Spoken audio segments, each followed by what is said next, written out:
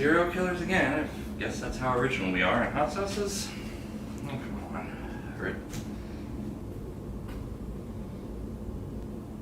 You again.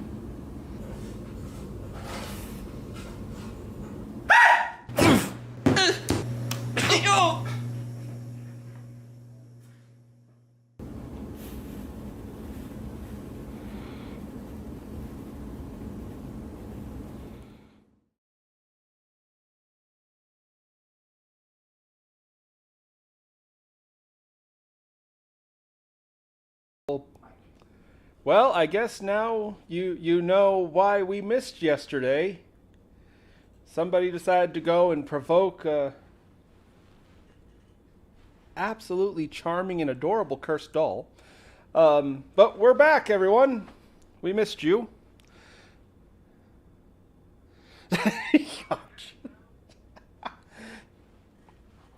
Wonderful reference there, Sean. My dear sweet little brother, our resident Lord of Chaos.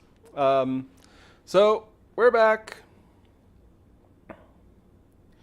And as you can tell, I'm back on the couch, which means that, yep, it actually showed up. Our next Fuego box. And also, because I may need therapy, we also have this. Now, I'm sure you can't see it on the screen, but this is there we go. We got a picture of it better. That is Exceedum. It is undeniably the worst, most painful hot sauce we've ever tried here. Hello, Mr. Bishop. Hi, Mom. Everyone's piling in here. But I had thought that this could only be acquired by, going through the black gates of Mordor, but it turns out actually they sell it at where did I get this? Safeway? Safeway I found it? Yeah. Safeway. And if you wish to actually drape your tongue in hellfire, go on down to Safeway and find you some Exceedum. Not sponsored, of course. Actually, I really cannot recommend eating this stuff. It is horrifying. Anyway, though.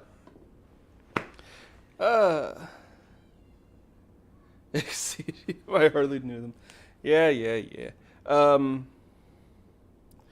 Anyway, though, but before we do all that stuff, if we're doing Fuego Box, we gotta be talking about somebody killing someone, right? That's what we did last time. Bishop's just looking in the corner disappointed in me. Last time we had a Fuego Box, we talked about cannibals. Which is kind of funny because it ended up becoming about serial killers because we had Gacy and Dahmer. But tonight we have more serial killers, and I'm just keeping an eye on things out here. Yep. It's always so awkward on the couch because I see the chat just going up and up, and it always gets my attention. But anyway, I'm gonna actually open up with originally this was going to be our big show finale, and then I realized no, the big show finale is going to be me, the Bishop, and DJ Scraps all screaming in agony. It's funny, we actually have made so much food and just taken every precaution because we know this stuff is pretty much horrible. But anyway, tonight we're going to be talking about famous serial killers. And actually, I want to do a little quick poll thing with the chat. Whenever I mention somebody new, just chime in if you've heard of them or not. Because one of these people we're talking about, I had never heard of. Literally until when was it? Saturday or Sunday that you mentioned him to me, Bishop. I'd never heard of him before. I want to say it was only a couple days ago. Yeah, he's very famous where I grew up. Yeah, just north of where you grew up. Yeah. But anyway, we'll get to that later on. But no, and it's kind of funny. There are so many serial killers. It's weird, you would hope and think that there aren't a lot of people that are disturbingly good at not only killing people, but getting away with it mostly. I mean, if you want to get really technical about it, Gacy got away with every murder until they actually caught him. And even then, he wasn't caught on murder charges. They caught him for disorderly conduct and possession of marijuana. But anyway, though. Tonight we're going to be opening up with. If you guys don't recognize this name, I'm going to be kind of disappointed in all of you, actually. Maybe the most legendary serial killer. Is that going too far? No, I would say, I'd say he's probably the most famous serial killer of all time. I mean, he's known everywhere. I mean, it's funny, they make movies about him, they have him in TV shows, they have him in games, all kinds of references to this guy. And I am kind of disappointed in nobody. Nobody's going to chime in and say who they think it is. Nobody wants to risk being a fool. That dog there. Oh, yes. Okay, we're going to address that real quick. So there's an urban legend that more serial killers are born in November, which I was born in November, by the way, than any other month. I have heard that time and again, but I actually haven't seen any proof of that. I think that's just something they say. I don't know. It's one of those weird things where it might be true, but I have no real proof. Yes, for the record, Mr. Bishop, we do have milk and ice cream and what did you make? Deviled eggs. Deviled eggs. We also have some cubed up ham.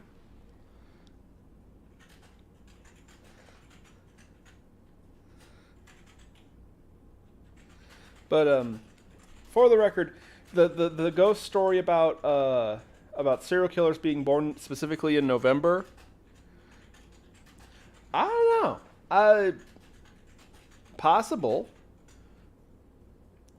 You know what's funny is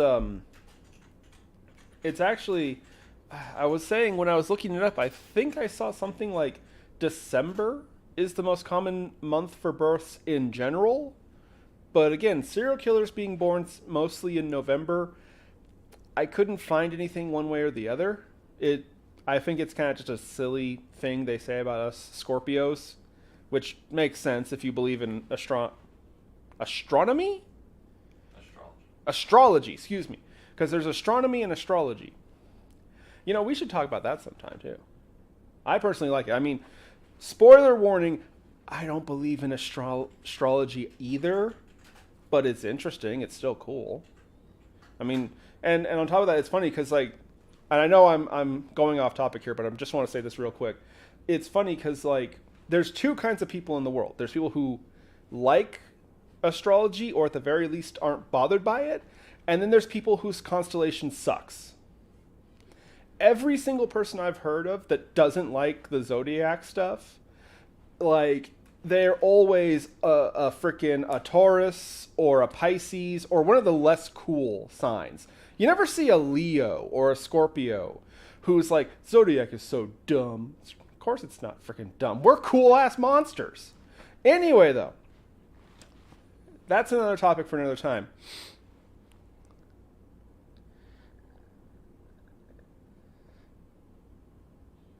And finally, after stalling long enough, somebody did actually get it.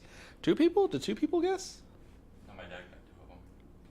Oh, well, I was talking about Jack the Ripper. Yep, the infamous Jack the Ripper. Yep, good call, Mr. Bishop. Denise Rander. I'm not familiar with Rander, but anyway. So, sorry, excuse me. Alrighty. Jack the Ripper. Easily, in my personal opinion, Jack the Ripper he's like the Blackbeard of serial killers. You know what I mean? Like, he defined what it means to prowl the streets and be a life taker and stuff like that.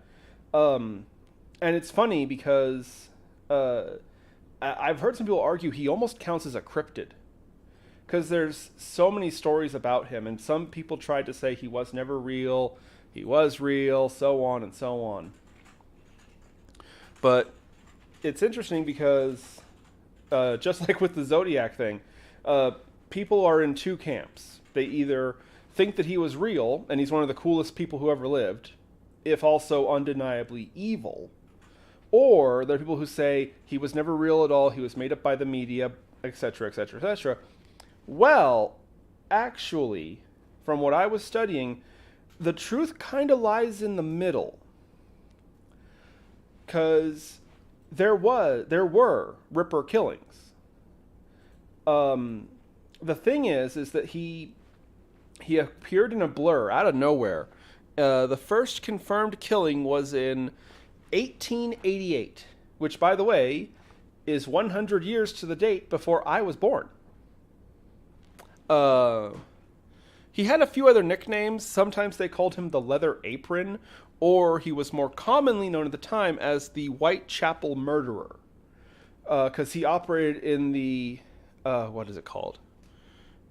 Was it a province? The area he killed was called Whitechapel, London.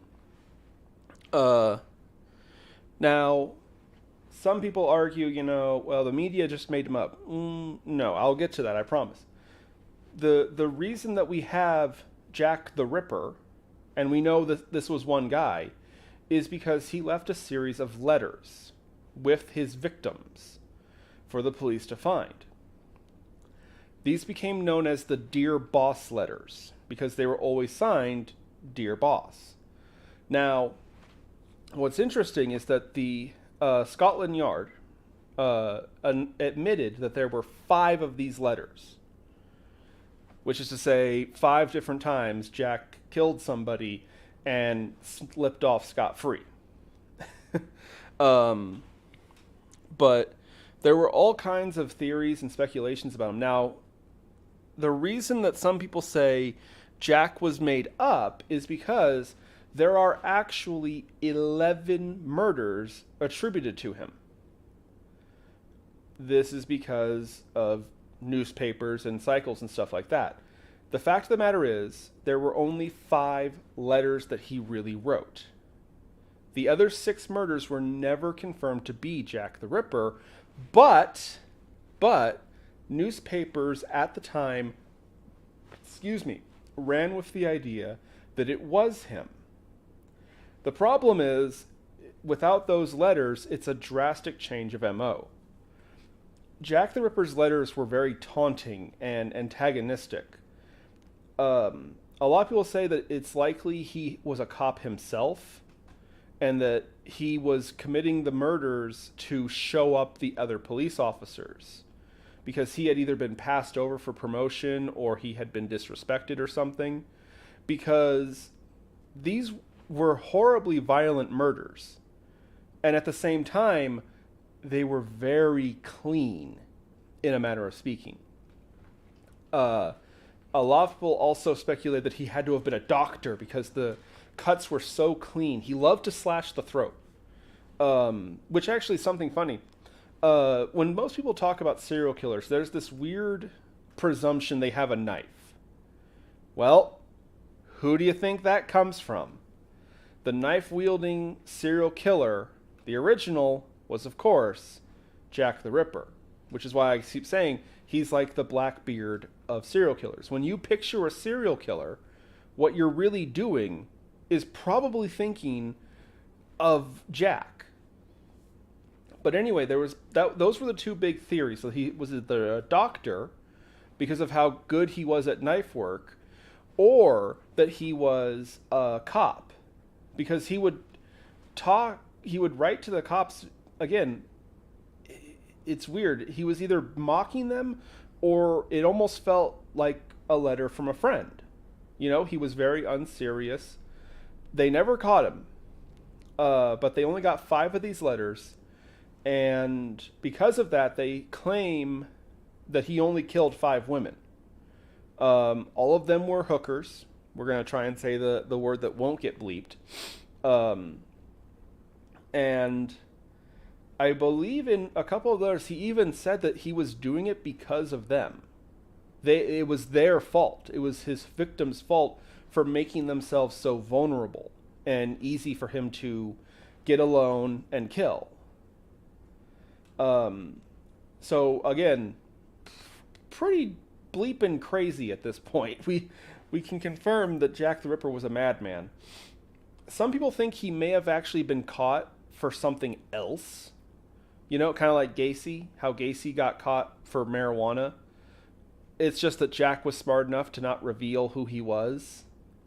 And so Jack the Ripper was arrested. It's just the world didn't know. Which, to be fair, that sounds about right for Jack. He was not a fool. Going off the letters, he was a very intelligent, very careful person. So if he did get arrested for something else, he probably would have kept freaking quiet. Unlike certain clowns who we still mock because they literally could have gotten away. Almost got away with it, but he couldn't keep his fat mouth shut.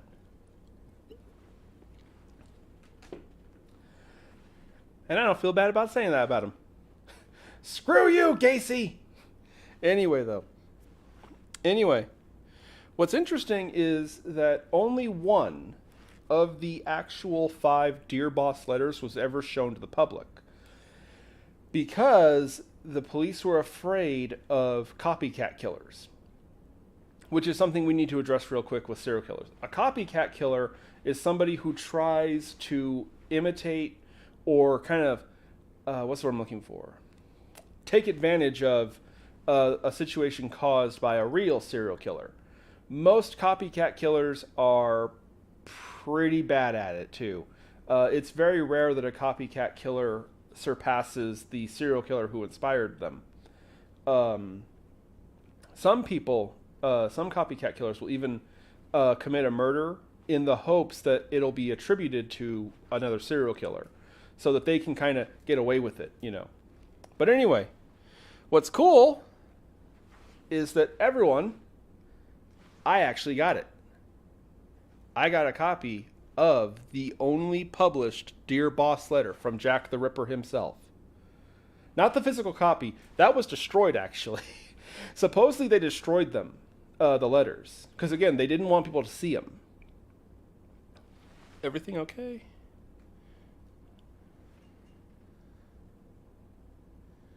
Oh, District Chapel.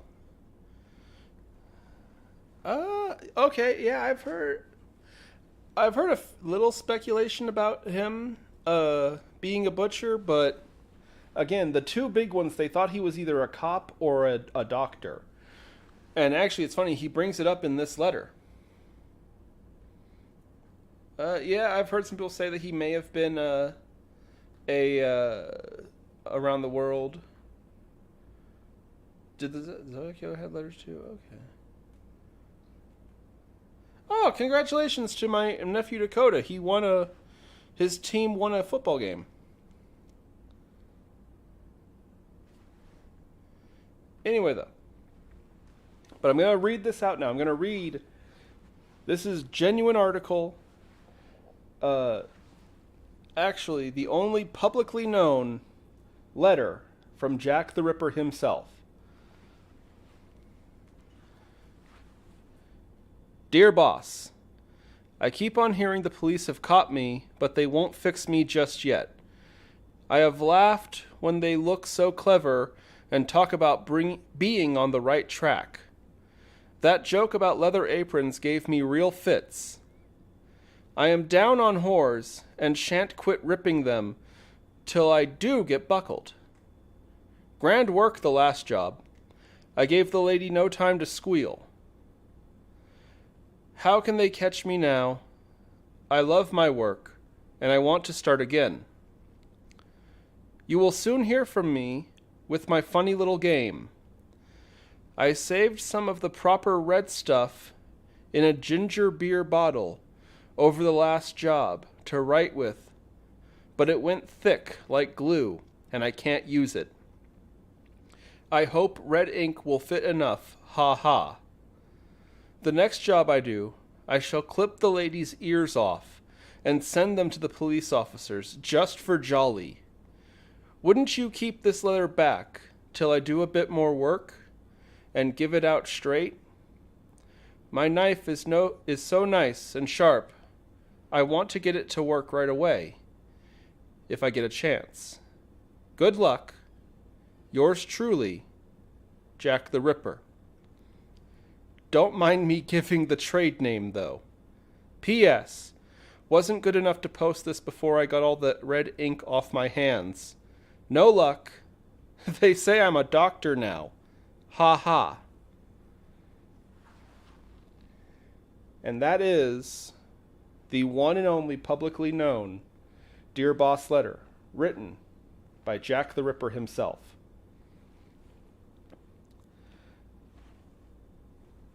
So, I kind of wish that our friends Gothic Therapy were here, because I would love a psychoanalysis of that letter. I like how he took the effort to put ha ha. Like that, I didn't have that. He literally wrote that down. Ha ha. See, I mean, I'm not sure. I don't know. I don't know if I believe the whole cop thing. Because again, that's one of the two big ones, is that he was a cop. But I'm going to be maybe a bit of a jerk here, but I can't imagine 1800s officers had that great of, resources at their disposal. I don't think you would have needed inside information about cops to avoid capture back then. I mean, they didn't have forensics. They didn't have recordings.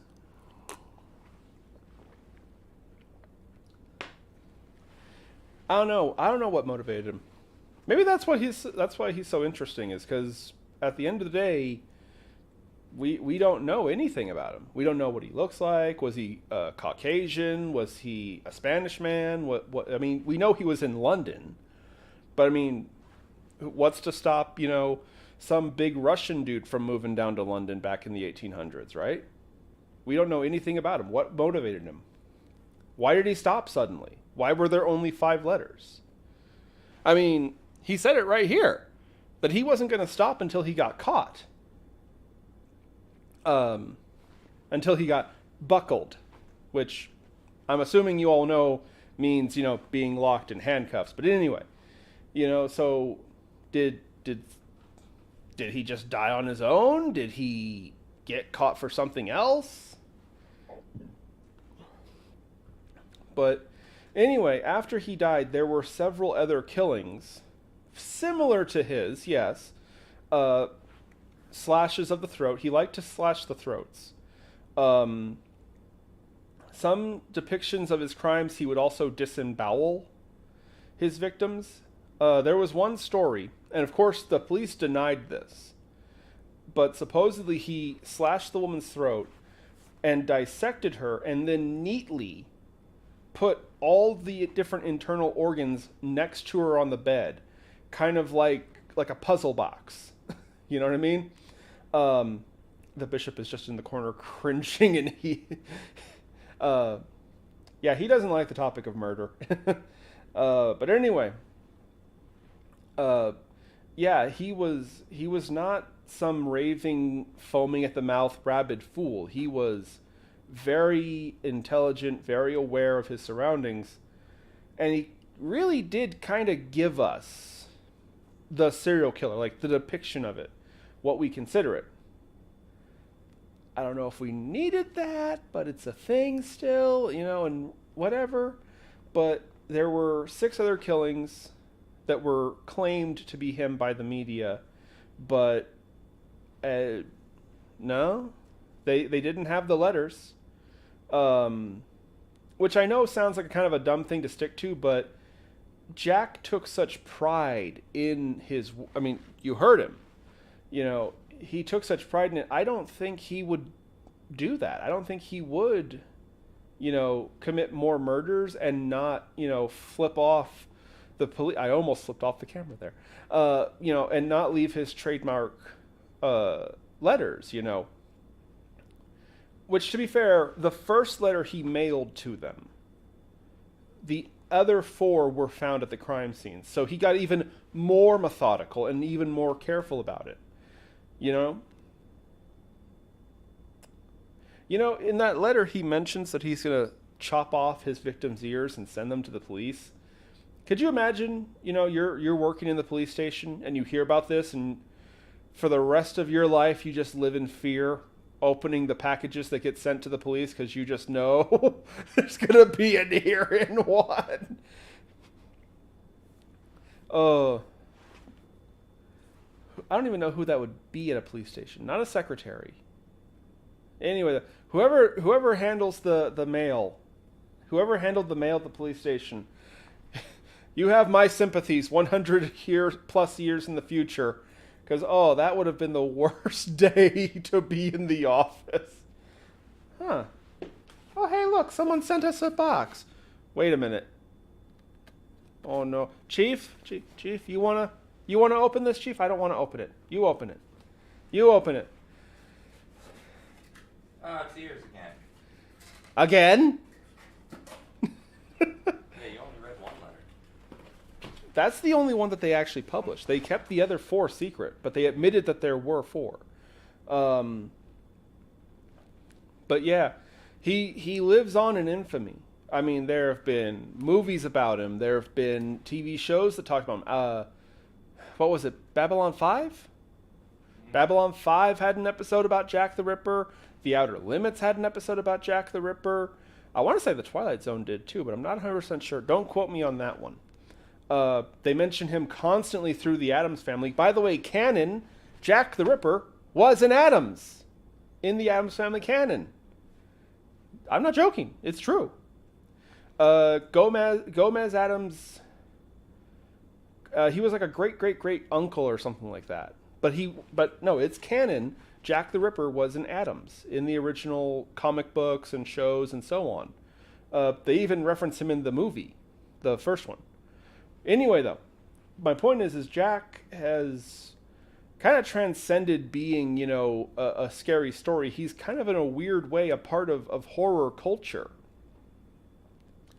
Now, I want to point something out real quick. That is not exonerating him. That is not giving him pardon. That is not saying it was okay what he did. No, we know for a fact he killed at least 5 people. We still don't know why the hell he did it. Okay, in this letter he says he's down on them, so I guess he doesn't like them? That's not an okay reason. It only strikes me now, I just realized something. He in the letter, he says he's down on whores, which means he doesn't like them. And that's why he kills them. That would mean he had the opposite motivation of Dahmer, who killed people that he thought were sexy and was attracted to. I mean, both are horrible, but it's just a random thought that struck me. It's like, wait, Dahmer killed people because he thought they were hot. Jack killed them because he couldn't stand them. They were the opposites. But anyway, but that's our, and I use this term extremely loosely, don't hang me over this, our buddy, Jack the Ripper, who lives in infamy, even though I really hope after 100 fragging years he is dead. That's just what the world needs, Jack the Ripper to be a vampire or something. Hell, Outer Limits said he was like an alien parasite, I think it was. And he just was in different bodies, and they took up the name Jack the Ripper. Anyway, though, quick poll amongst the crowd. Anyone else remember the Outer Limits? Because there were 2. There was the original Outer Limits, and then they rebooted it. Anyone remember that show?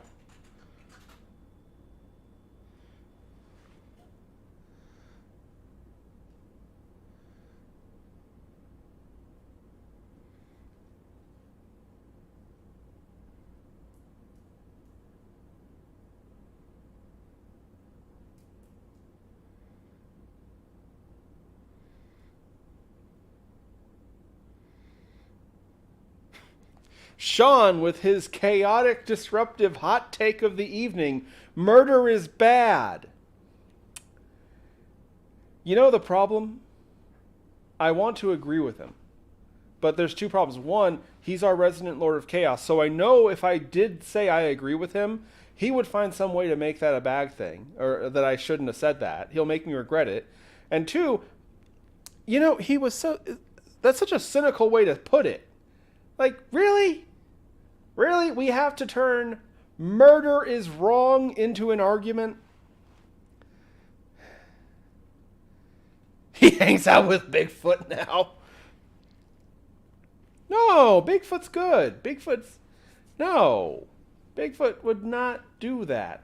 Besides, if Jack the Ripper can't stand, attractive women, let's put it that way, then he'd probably go into a murderous rage seeing how dummy thick that Bigfoot is. I'm just waiting for the chaos. We should get a Bigfoot expert on that. Would Jack... You know what? Does he still live out in that truck stop that you found him at? I think so. Okay, maybe later we'll have him speculate about, who would win in a fight. There you go. Here's a poll for the crowd. Who would win in a fight, Bigfoot or Jack the Ripper?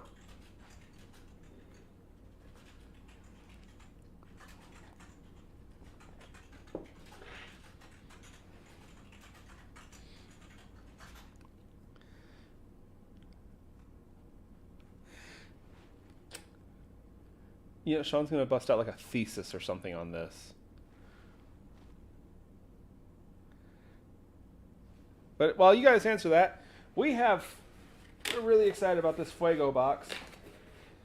Yep. Once again, not sponsored. Not sponsored, but I would say, to be fair, Fuego boxes, real quick, because I remember the people asked this last time. Fuego boxes, they're a little bit pricey. I will acknowledge that. But I would say pound for pound, I'd say it's worth it. Would you, Bishop? Yeah? Yeah. Yeah. Like $4 a year for like $110? I mean, now to be fair, that's a lot of money. I'll give you that. Each box is 3. Yeah. Yeah. 4 boxes times 3, that's 12 hot sauces. 12 hot sauces for $110. That's less than $10 each. Yeah. When they round out, I guess that's not too bad. And again, so far we haven't really had any duds. Well, not really. They're pretty good. Yeah. We had that one that tasted like Pepto-Bismol and Tabasco. Was that Fuego? Yeah. Okay. Hold on. We've done this for a couple of years. We've actually been doing this for a while now. One bad one out of maybe 1.5, 2 dozen hot sauces seems pretty good track record to me. Yeah. Of course, we also got the Exceedum from a Fuego box originally, and I am pretty certain that it had, I don't know if you guys can see it. It has a devil on the cover. It has a devil on the cover here. That's because I'm pretty sure this is actually excreted from the devil. It's like, he's down in hell like, take away my title, Prince of Darkness, huh? I'll show you! Still the Prince of Darkness, by the way.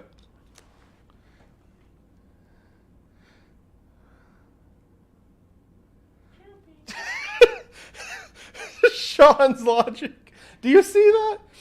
Bigfoot can throw big rocks, the known weakness of all Brits. Oh, I wish our British friends were here in the chat and could confirm or deny that. Bigfoot. Royal family, some say, that was a movie plot, wasn't it? The movie From Hell? Yeah, where they talk. Maybe he could have been a member of the royal family. I don't know, but maybe that's part. Like I said before, maybe that's part of the charm. And I know, I shouldn't be saying this, but I'm going to say it anyway. There is a charm to Jack the Ripper. There's a magic to his mystery and his lore even if, yes, absolutely, he was a monstrous human being and he was horrible, he still he still left something behind that's fascinating and kind of fun. I mean, unless you're a lady of the... I just thought of something.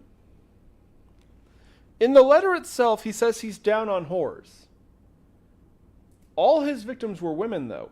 Would he have gone after a male prostitute? I don't know. That's a weird thing, because it's a thing. Male prostitutes are a thing. I mean, hell, prostitution is the world's oldest profession, right? We're asking the real questions here. Would Jack the Ripper have killed a gigolo? Anyway, though.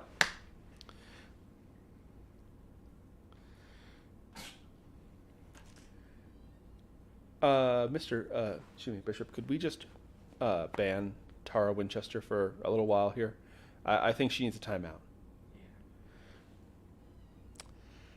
I'm sitting here trying to, keep this all appropriate and clean, and then you go say that. And beat me to it. Tara, I'm the freaking host here, okay? Choopy says no. You should be ashamed of yourself. Choopy.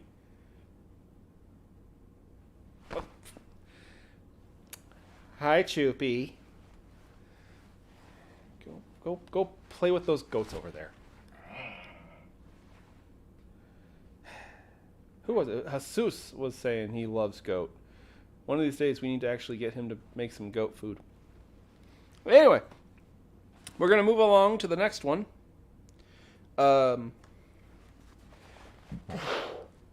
Excuse me. Sorry. We try to eat dinner before we do the show here, so hopefully I didn't make myself sick or something. Anyway, though. Our next one is actually someone in the chat mentioned a minute ago. From Washington State, not the capital, Washington State, known as the Green River Killer. And what's interesting is that for a long time they didn't know his actual name. But we do now. And I'm just going to say it. If this was my name, I'd rather be called the Green River Killer. His name actually is, because he's still alive as far as I can tell, Gary Ridgway. Which sounds like somebody's, that sounds like the name someone would name their D&D character when they didn't really want to play D&D, but like all their friends were doing it. It's like, fine, I'll do it.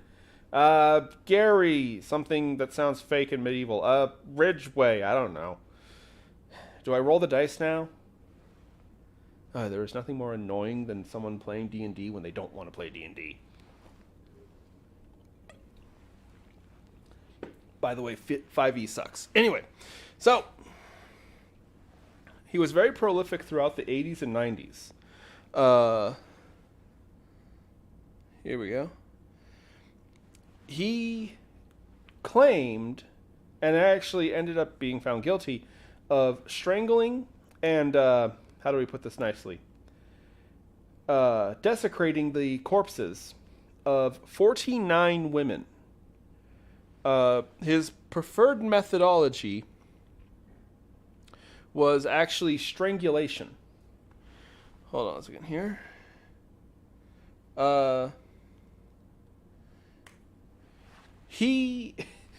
It's funny. He was pretty good actually at getting away with it for a long time.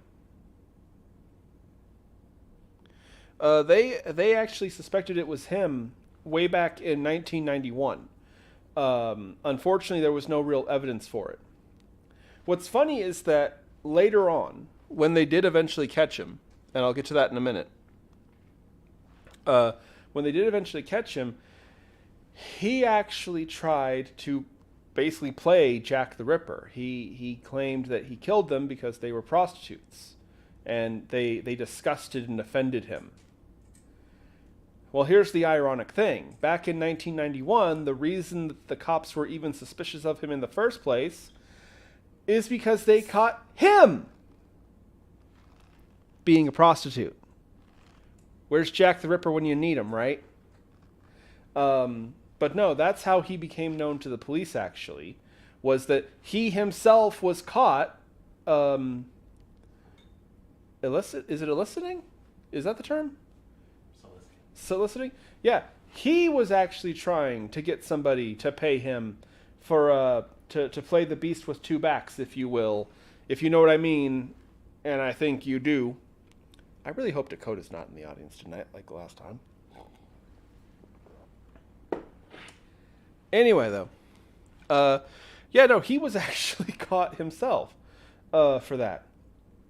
And it wasn't until... Let me see here.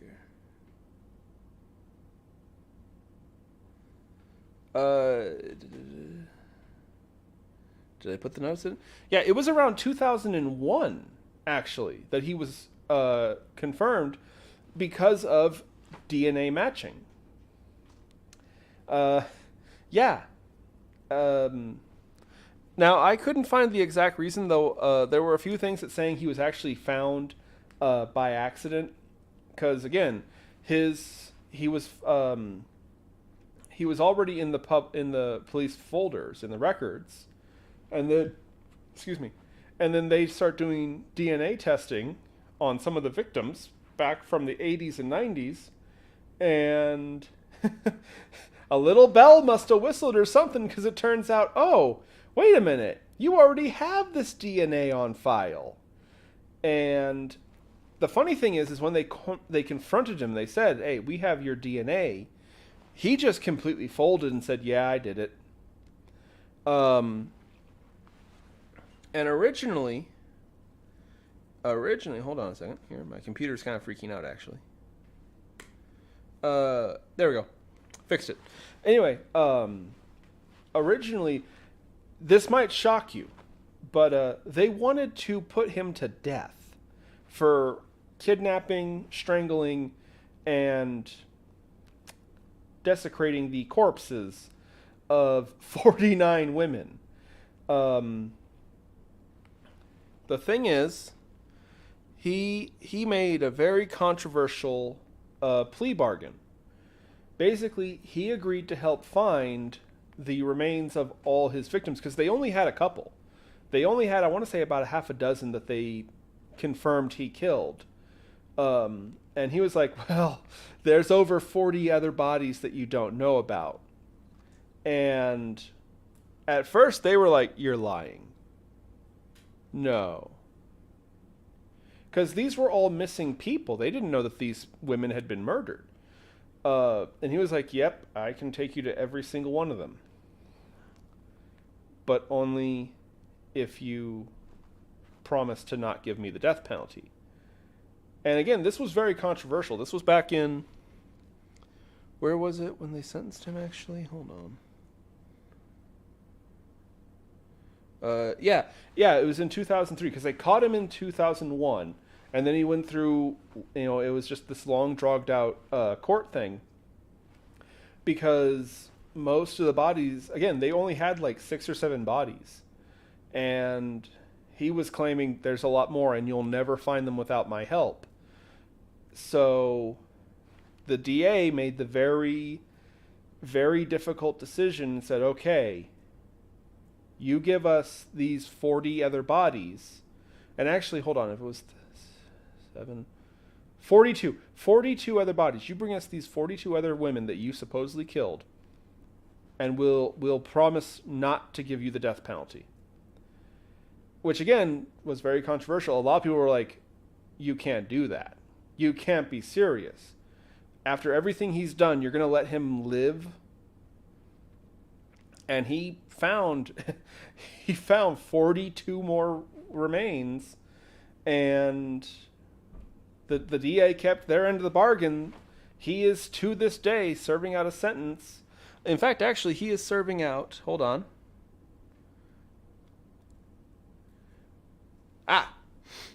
Yes, he is serving out a 96-year sentence with no chance of parole.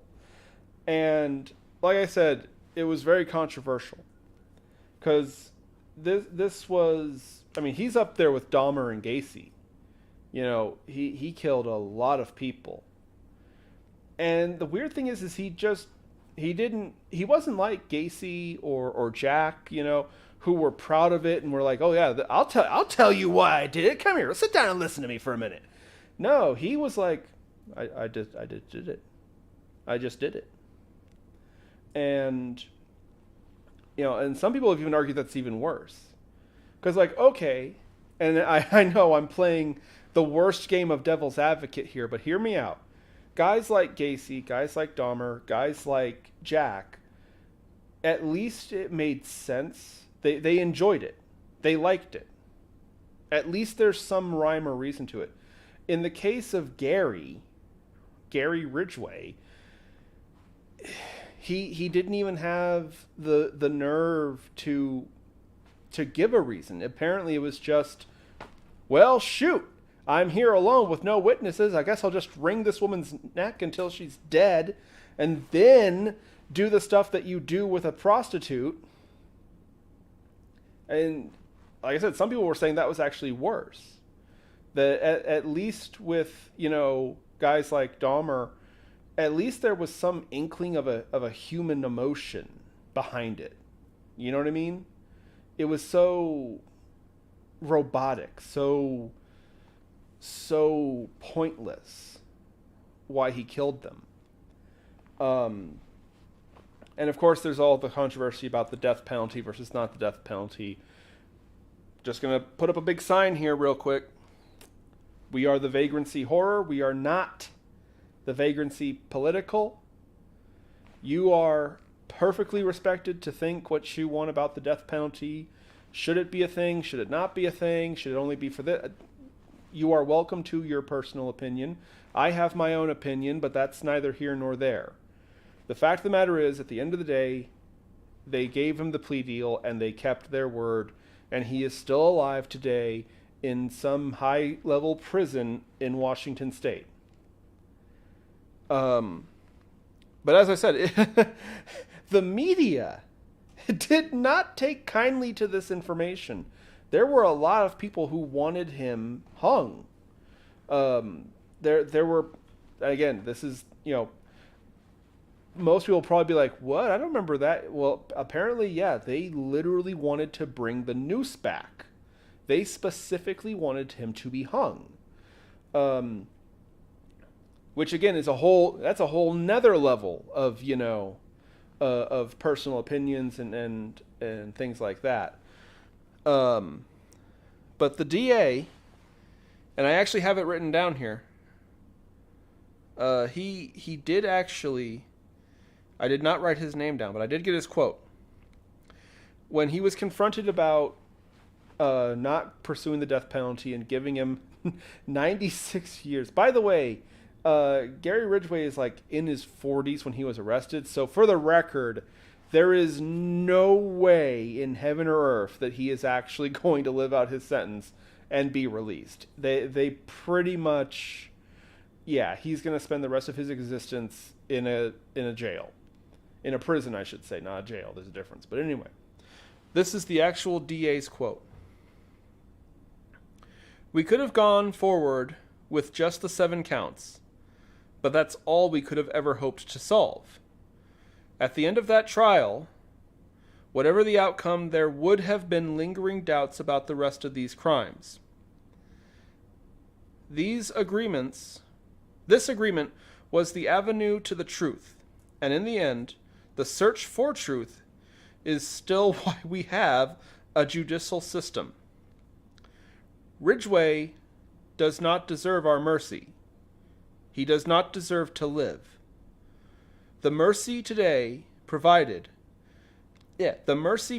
by today's resolution is directed not at Mr. Ridgway, but towards the families of those who have suffered. And that was his statement. That was the official DA's explanation.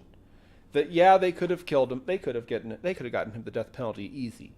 Would they have actually hung him with a noose? I don't know if they'd literally have done that. Now I'm wondering, what could a judge... Because they say a judge's word is absolute in the courtroom.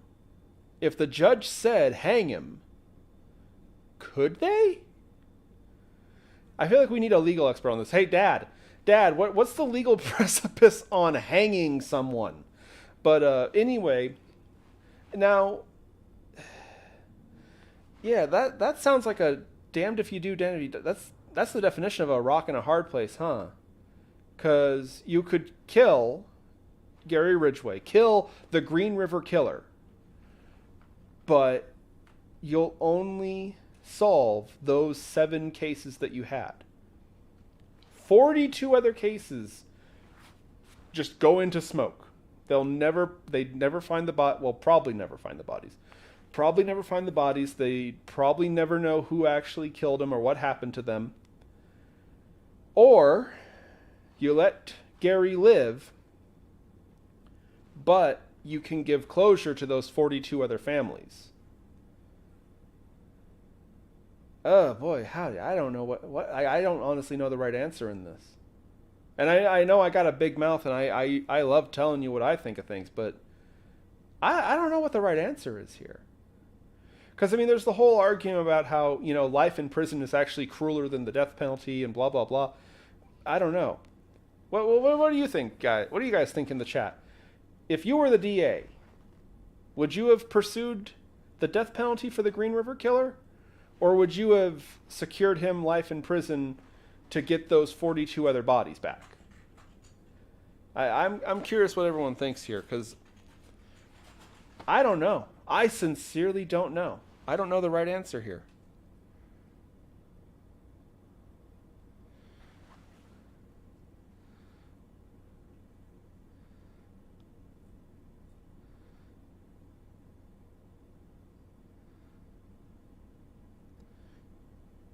I like how I literally just mentioned my dad, and that's apparently when he showed up in the chat.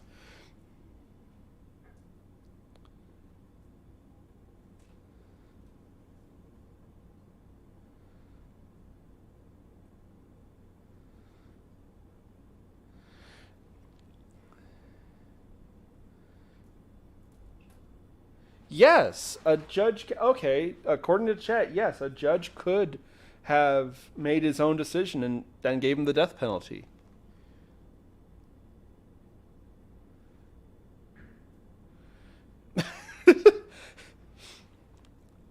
Yeah, Mr. Bishop brings up a good point, how he's alive today because of taxpayers. Which, again, like I said, I'm going to try and stay away from the political argument about this. I'm just asking you guys the question. Would you have spared his life to get those 42 bodies? Or do you think it would have been better if they had just put him down like a damn dog? And I know I'm probably sounding a bit biased there, but I'm jokes aside, I'm not sure what I would have done. And I know it's probably an uncomfortable topic. I can imagine most of the people in the chat are just like, I don't want to give an answer. I don't. Only if the state has a death. Okay. Yeah, because some states don't. Does what? Yeah, Washington does do the death. Mr. Bishop, you would know this. Does Oregon do the death penalty, or do they get rid of it? I don't know either. I know it's a very touchy topic, but I mean, for crying out loud, a couple of weeks ago we said that frickin' Blackbeard the pirate died like a hero, so we are not strangers to controversy here. It's almost like I'm the Prince of Darkness or something. But anyway, we're going to move on to another famous killer. And it's funny because it's like a slinky effect. We talked about Jack the Ripper, who killed prostitutes. And then we moved on to the Green River Killer, who himself got caught being a prostitute. And now, this third killer we're going to talk about has a connection to Gary Ridgway, has a connection to the Green River Killer.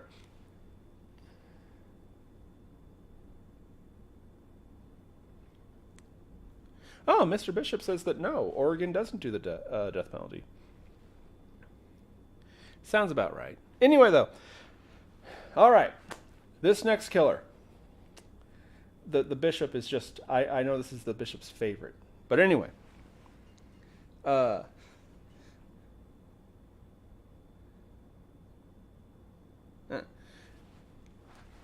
Anyways, though. Our next killer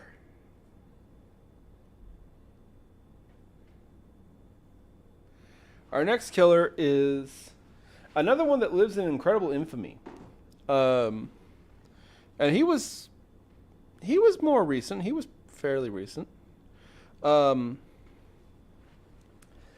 everyone's going to recognize this name when they say it. I want to say my mom has mentioned she always liked him too. Liked. You know what I mean?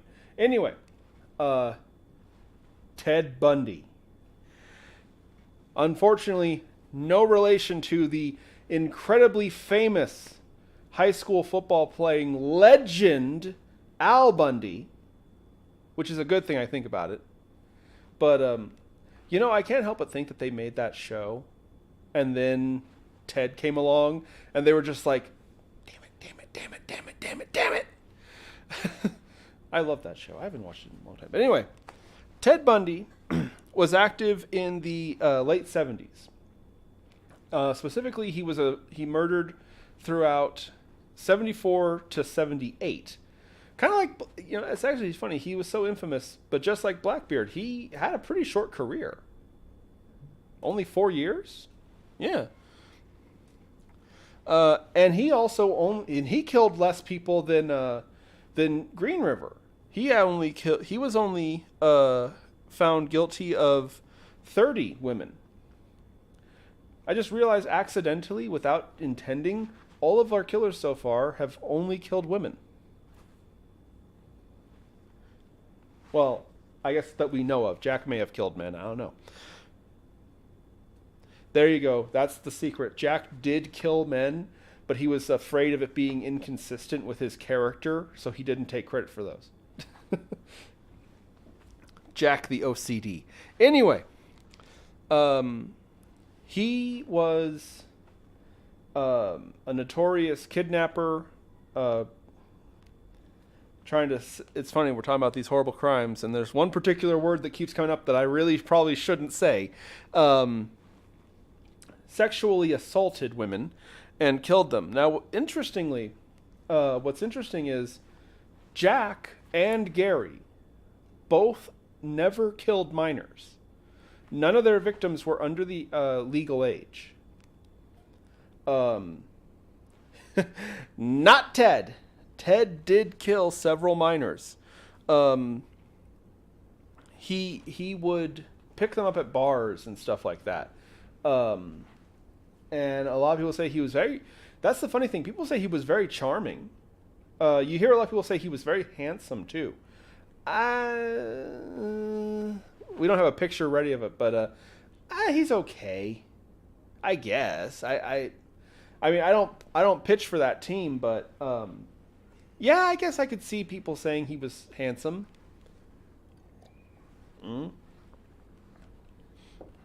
Maybe I'm biased because I know who he was.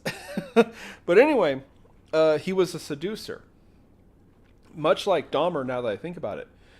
He would introduce himself. Usually, supposedly, he'd have some kind of sad story, like he just broke up, or he just got divorced, or his wife had died recently, and he was getting back into the scene and crud like that,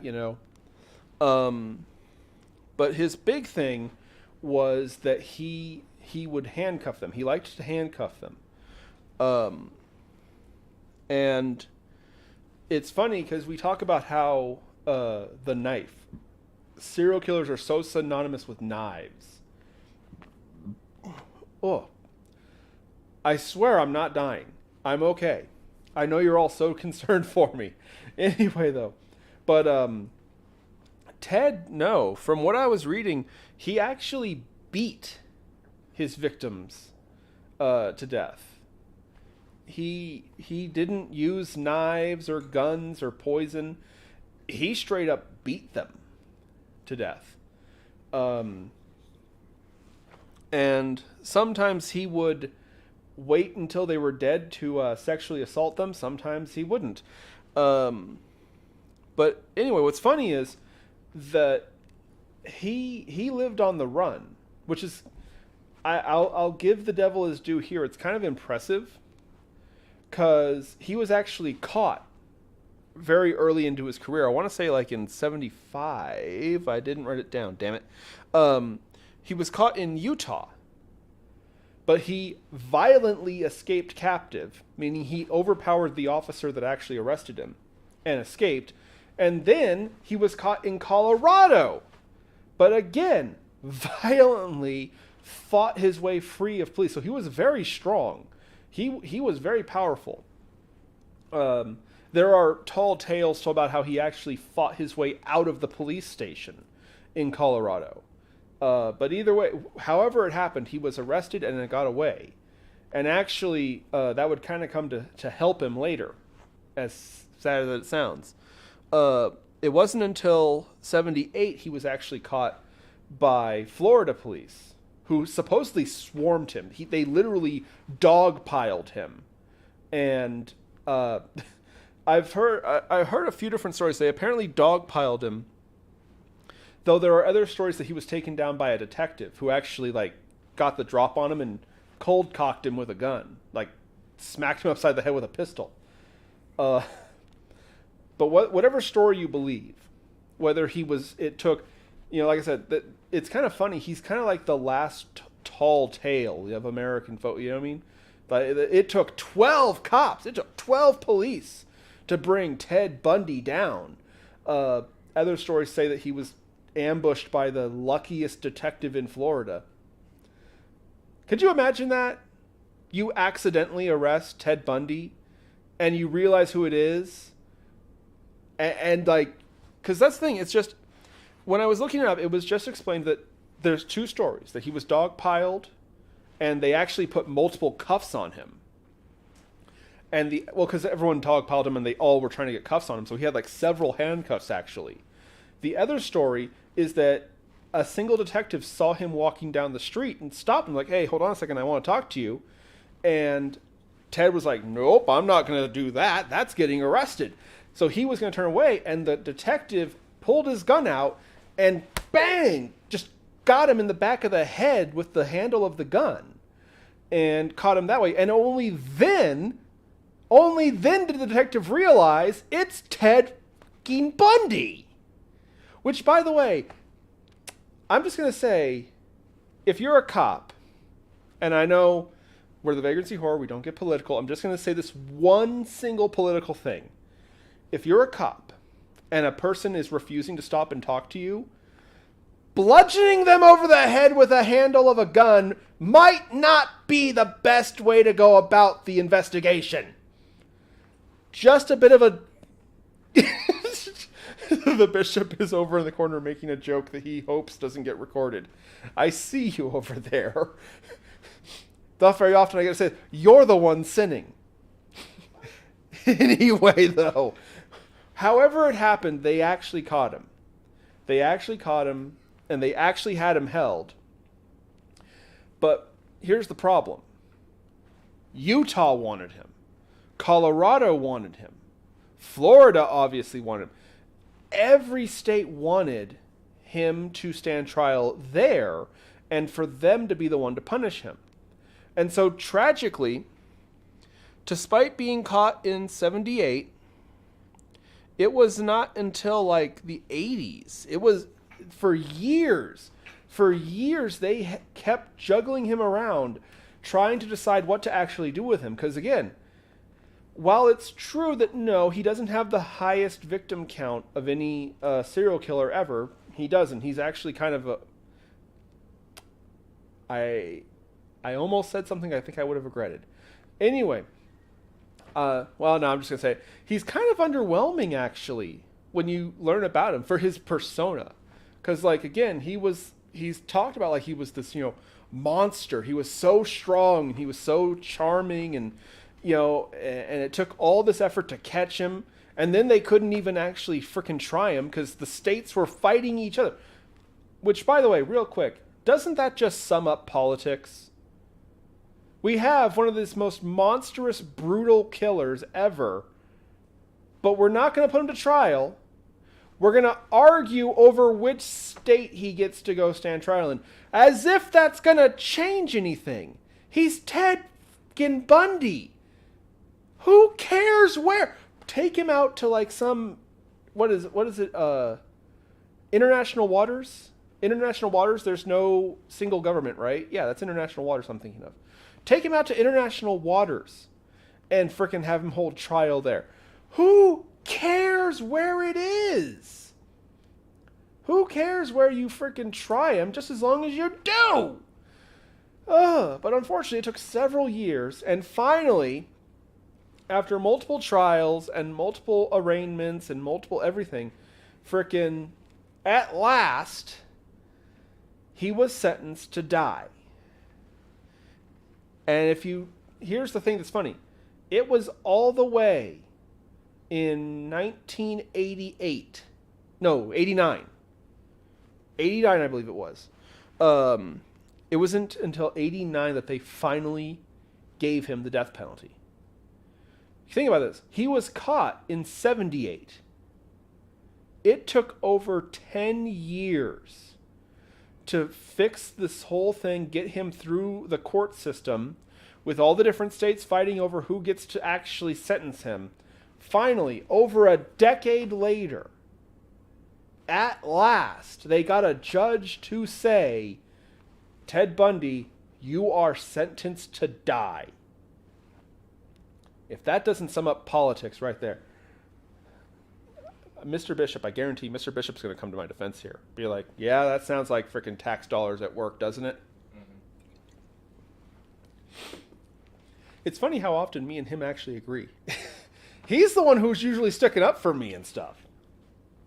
Wasn't he the one who was like, hey, human meat might taste good, you don't know. I think that was him. How's the chat doing, by the way? We're not done talking about him yet. But I want to see how the chat's doing. The New Orleans Axemen, yeah. We could talk about him eventually. Tara says no, she would have double-crossed the Green River Killer. They were too wussy to do it.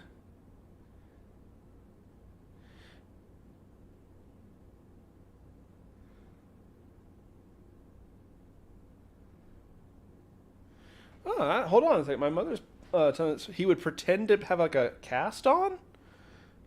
Jeez, what a prick. Yeah, he moved. Yeah, Ted was all over the country. But the big three that fought over him were Utah, Colorado, and Florida. Because he was arrested in all of them. They get prettier the more you try.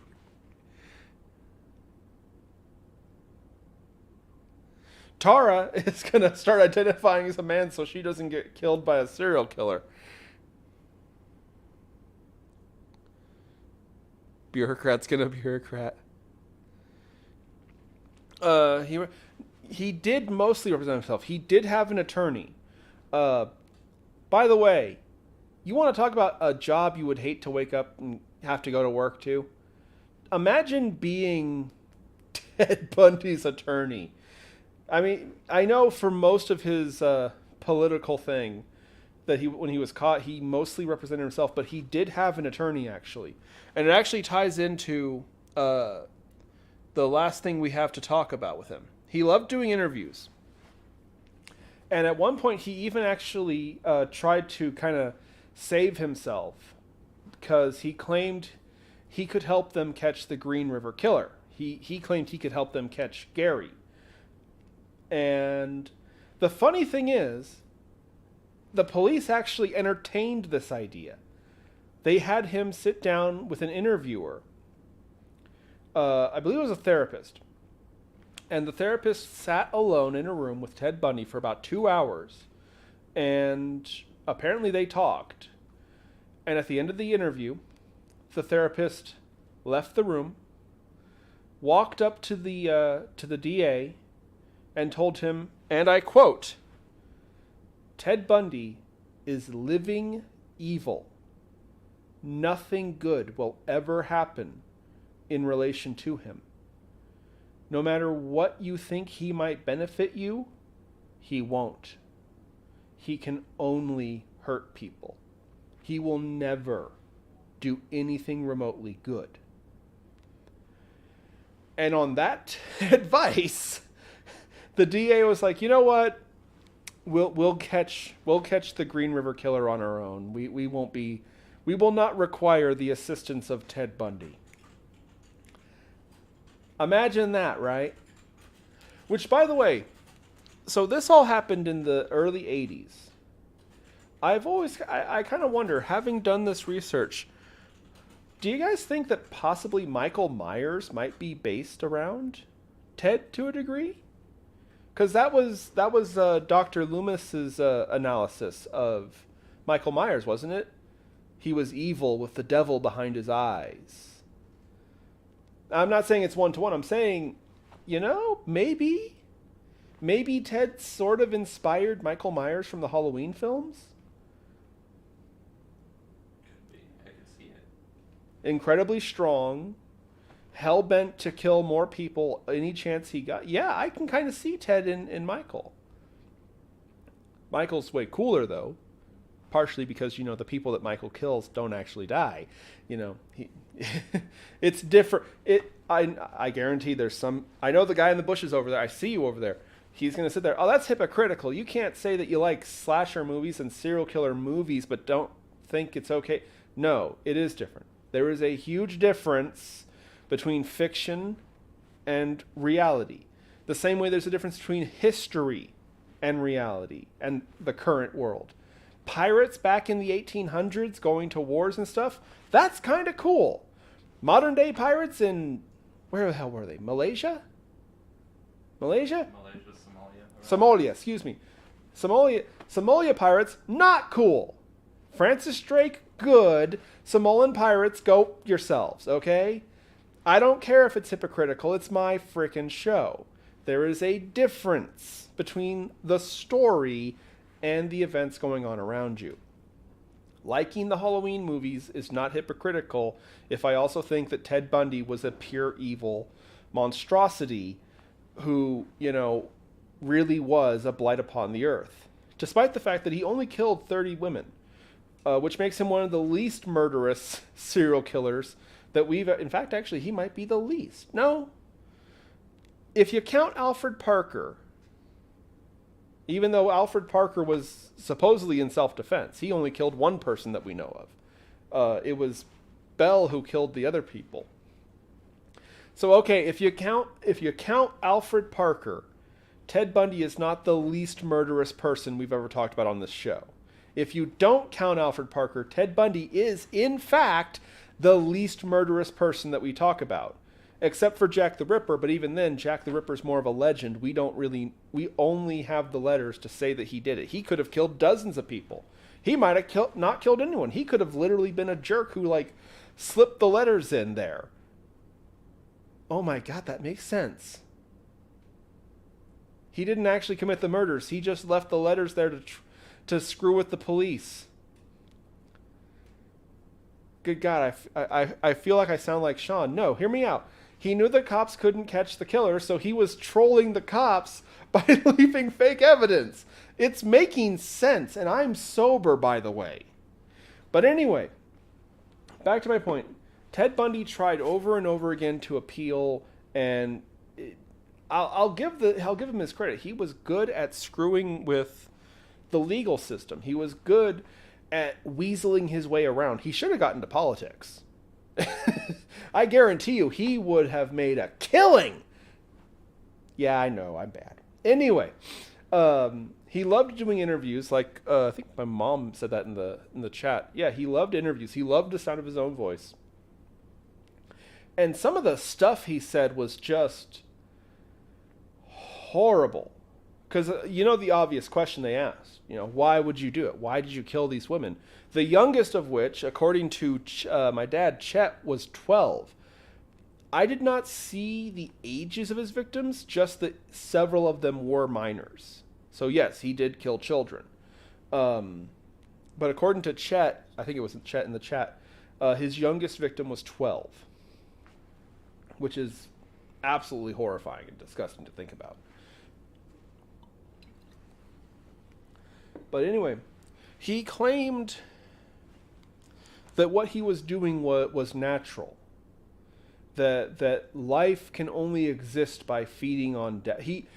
Life can only exist by feeding on death. He loved to talk like he was some profound guru, wise man thing. He'd always spout off this ridiculous philosophy crap. And yeah, I said it. Okay, he was full of shit. He talked about how killing people meant that he possessed them. He owned them. They were a part of his life now. And he wanted that. He liked that. Yeah, it's funny. We were just talking about Gary Ridgway and how he didn't have a reason for killing. He just did. And some people say that makes him the worst of all. I don't know, dude. This guy's talking about freaking Ted Bundy's talking about absorbing lives and making other people part of you. It's like, okay, seriously, can we just make sure that Ted Bundy stays away from any androids known as 17 and or 18? Because I'm pretty freaking sure the guy's trying to become perfect, all right? I'm sorry. It is creepy and weird and uncomfortable, the things he said. Oh, shit. Are we good? Yeah. Okay, good. I thought I unplugged the microphone for a second. Did I say something? Hello. Anyway, seriously, I'm just going to say it out loud. Some of the stuff Ted Bundy talked about in those interviews and things that he loved to do, it almost is kind of fetishistic. He enjoyed it in the wrong kind of way, bad. Boy, howdy. But eventually he was finally, over a decade later, he was finally going to be put to justice. He was going to be he was given the electric chair actually in '89, and what's funny is, normally before someone's given an execution, they are given time alone with a priest. Now, yes, he actually claimed to have a friend. He asked Minister Fred Lawrence to be with him. Which, by the way, real quick, what do you do in that situation? You're a priest, and you've been told that Ted Bundy wants to do a confessional with you. The piety kind of demands that you would have to grant his request, wouldn't it? Can a priest say no to a confessional? I don't know. I figured the priest might actually like him. He takes eating the flesh of the son to a whole new level. No, he was not a cannibal. Ted Bundy was not a cannibal. I know. It was weird. He talked about metaphorically consuming people. Yeah. Freak. Anyway, though. But here's the thing. Minister Lawrence did agree. He sat down with Bundy for several hours alone, and Fred never divulged what was said to him. He just said, well, yes, Ted Bundy confessed to me, and we talked. He did say that Ted told him he was thinking about committing suicide because Ted didn't want someone else to consume him. He didn't want to be part of someone else's life. And Fred talked about it. I was like, no, you don't want to do it. You don't want to go out that way. This is your last 24 hours. Come on, have some dignity. Which is pretty hard for someone like Ted Bundy, in my personal opinion. But anyway, but no, Ted got to the electric chair. And here's the funny thing. When they actually use the electric chair for execution, it's not exactly like it looks in the movies and stuff. They actually, what they'll do is they flip the switch and they shock you, and then they stop, and then they'll shock you a second time. This is to make absolutely certain that you're dead. Minister Fred Lawrence literally told the executioner, hit him a third time.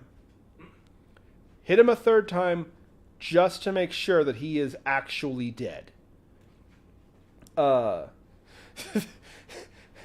bad do you have to be that a priest says that over your corpse? Make sure. Give him a third jolt. Imagine turning into a human light bulb and the priest comes up and says, "Hit it again, Sam." One more time with feeling. I don't feel bad about laughing about this. Ted Bundy was a monstrous human being. And I'm sure there were some people who mourned him. I can't think of any, but I'm sure somebody, right? But you know what? I'm just going to say it. As cruel as this will sound, but hey, I'm the Prince of Darkness. I can be cruel. Some people do leave the world a better place for their absence. And while okay, fine, if somehow, some way, some mourner of Ted Bundy hears me say this stuff, I'm sorry for your loss, but the world is better off. I'm sorry. I mean, that's the first half of that quote, is every death is a tragedy, but some leave the world better in their absence. So. Yeah. But anyway, and here's the thing that actually kind of ticked me off. His last words. This man who kidnapped, beat, sexually assaulted, and murdered 30 women, including children. His last words were, and I quote, "I would like you to give my love to my family and friends."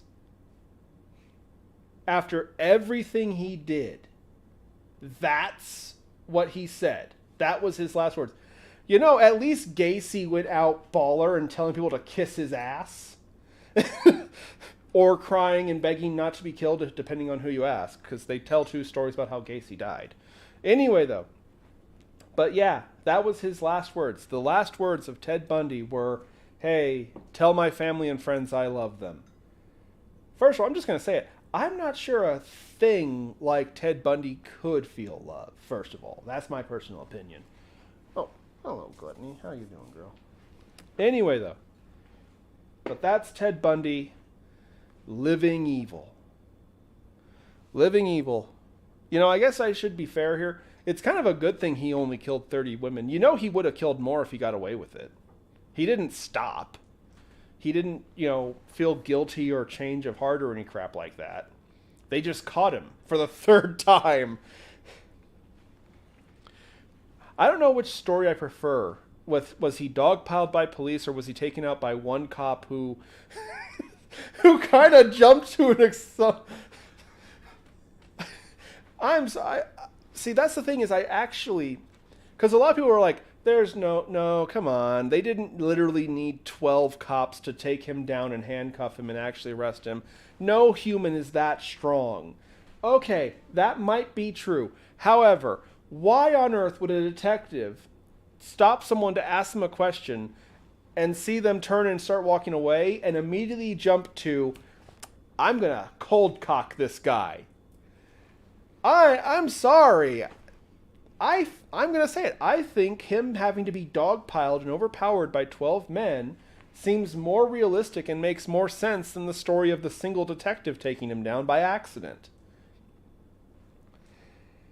But anyway, and to be fair, I don't know, adrenaline's a hell of a drug. You could probably fight off a good few people. Because, to be fair, okay, supposedly 12 cops was what took him down. Doesn't mean that it needed the 12 cops specifically. It could have, but no, one man, especially him, who's supposedly big and strong. Maybe it was like one of those kung fu action flicks, and he just fought them all one at a time. The cops were using Power Ranger logic. Big old sparky explosions and everything. See, that'd be kind of cool. Yeah. Anyway, though, but before we get to the hot sauces, because we actually are going through time here, it doesn't feel like it's been a long show, but it's already almost 8:30. Wow. Time flies when you're talking about some of the most horrible things ever done in humanity. But we have one last one real quick here that I'm going to throw in.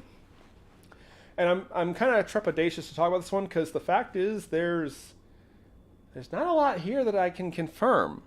This is a modern killer, actually. He's not been caught yet. His victims were only a couple years ago in Southern California. There's ghost stories about his appearance, but we don't actually know. There's no cameras. There's no fingerprints. There's nothing that we actually have on this guy. except for a letter. One letter. The letter S. He's kind of gained the nickname the S Killer.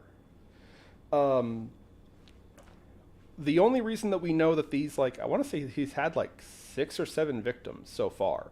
Because again, we haven't caught him yet. But they were a couple years ago, back around 2020. Excuse me, 2020. There was this rash of killings up and down around Southern California. And none of the victims really had anything to do with each other. Like, at all. Some of them were young, some of them were old. There were men, there were women. We finally found a serial killer who kills men, by the way. But the one thing they did have in common was that a lot of their personal electronic devices, like their phone, their computer, so on, they were completely formatted. And the only thing that was actually on these computers and phones and so on was a picture of the letter S.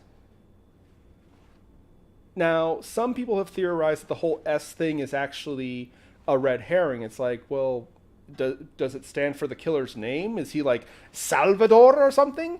I don't know. But some people say, well, S has nothing to do with him, and that's why, if it is a he, that's why they leave the S, is because it's, if you try to follow this trail of, okay, what tie does he have to the letter S? He doesn't. So you won't be able to find him. There are some ghost stories. There's this one single account of someone who claims that they actually were attacked by him and they got away. That it's a man, supposedly. But he's very pale, very sickly. You wouldn't expect him to be able to kill somebody, supposedly. But the big thing about him is he has, what's that condition? The buggy strained eye thing. There's a term. God damn it. Bug eyes? Scraps. DJ Scraps. What's up?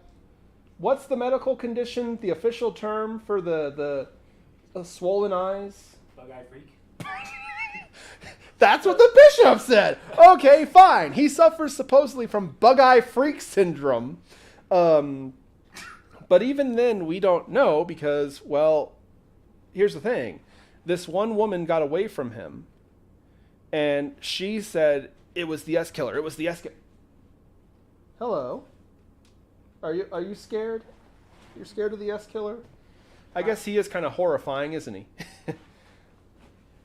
The symptom of bulging, bugging eyes is called proptosis. Proptosis. Yeah, proptosis. Proptosis. Okay, so yeah, he suffers from proptosis.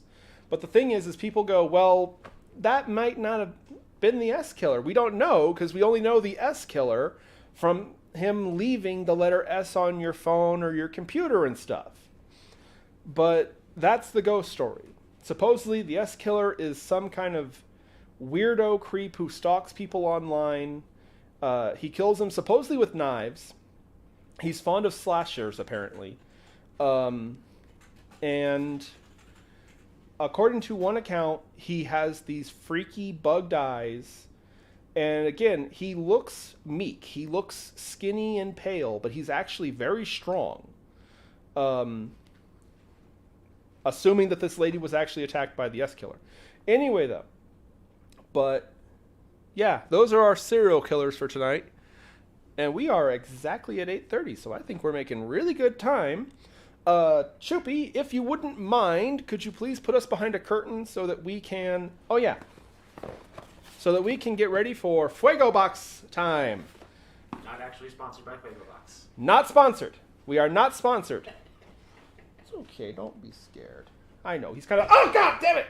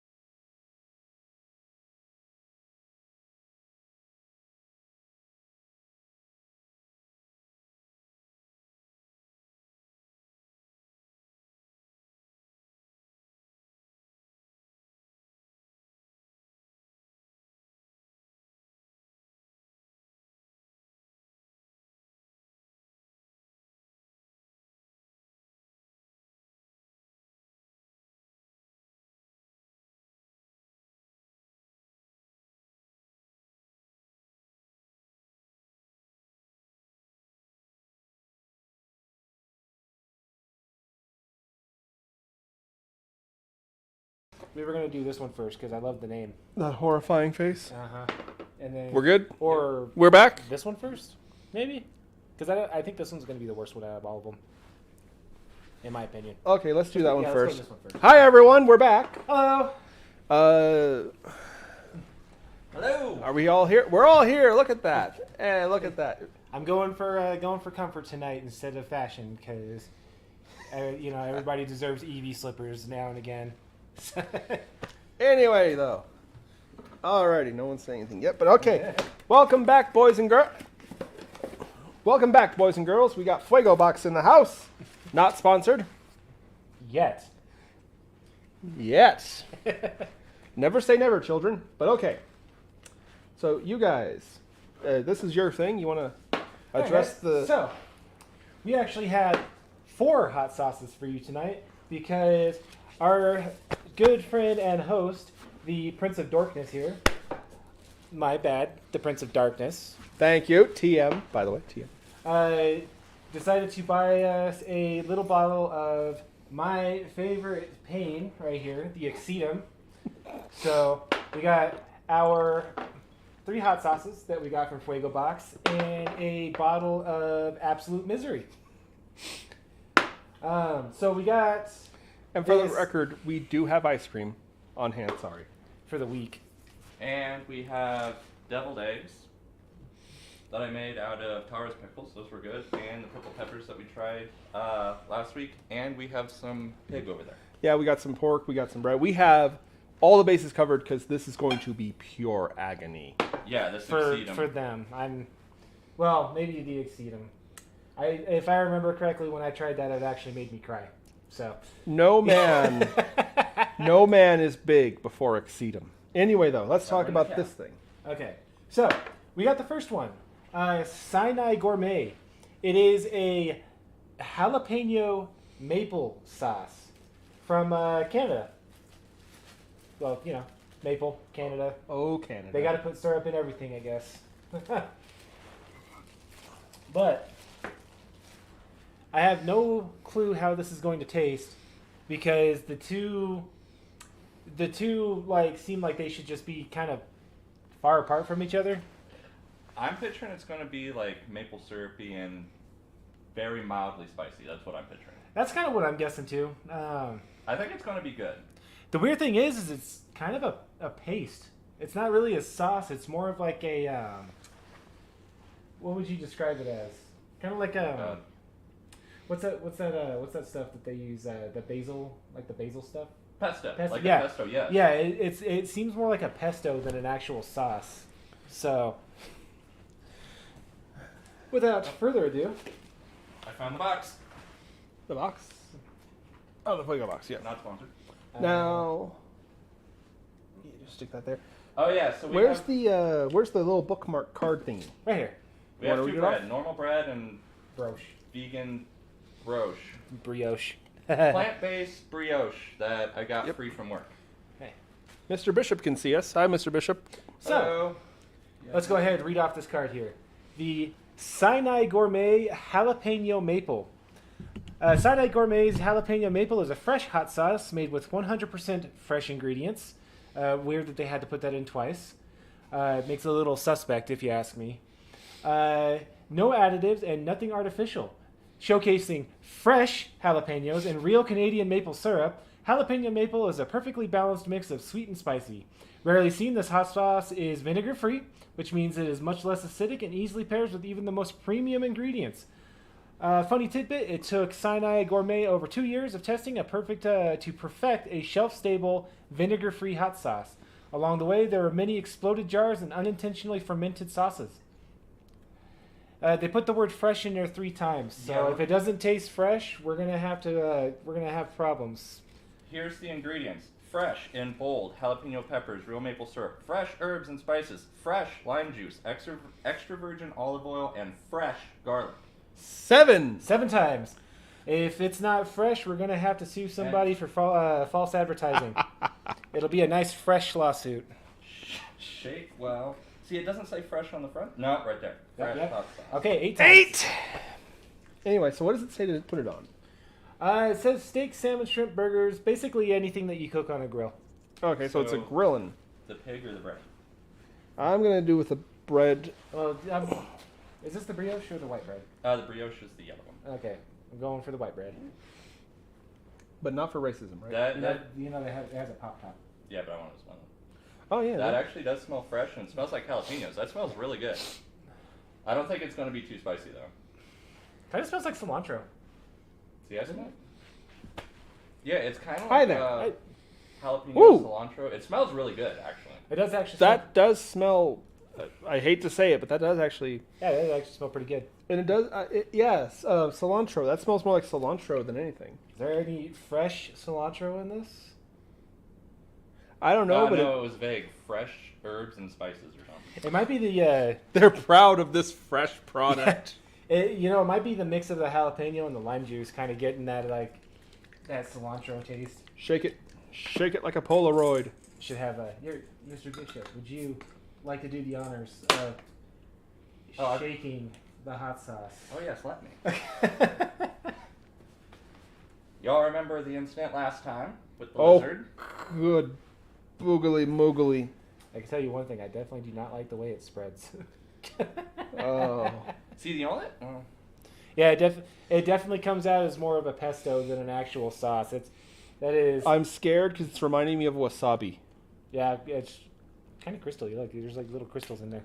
And they don't like it. I actually love wasabi. Hold on, stop. Do any of you have this? Nope. Have the what?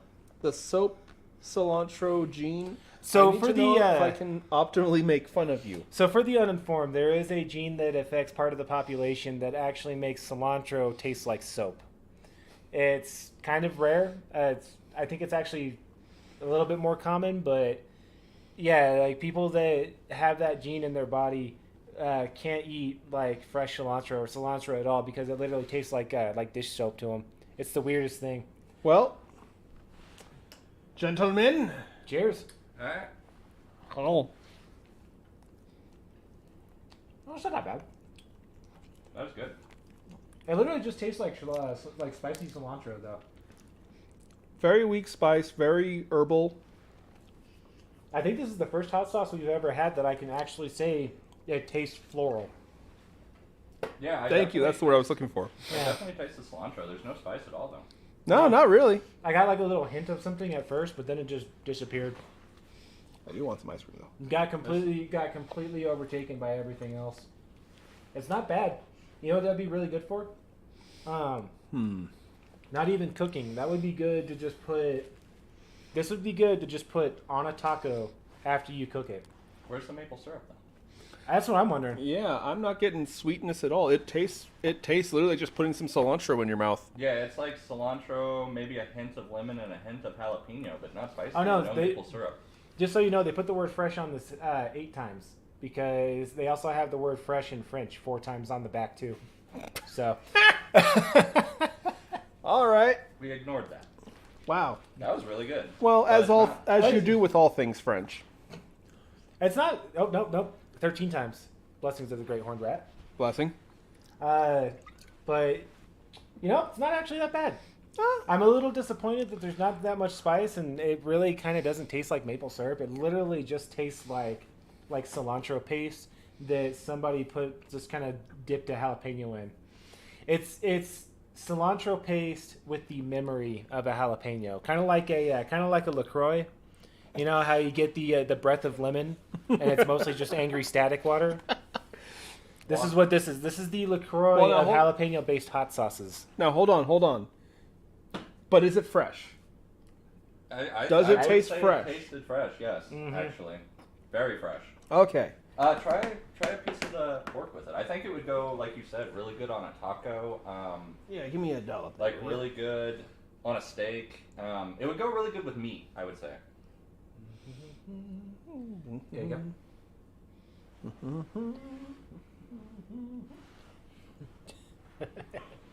Go ahead. Give me a little dollop.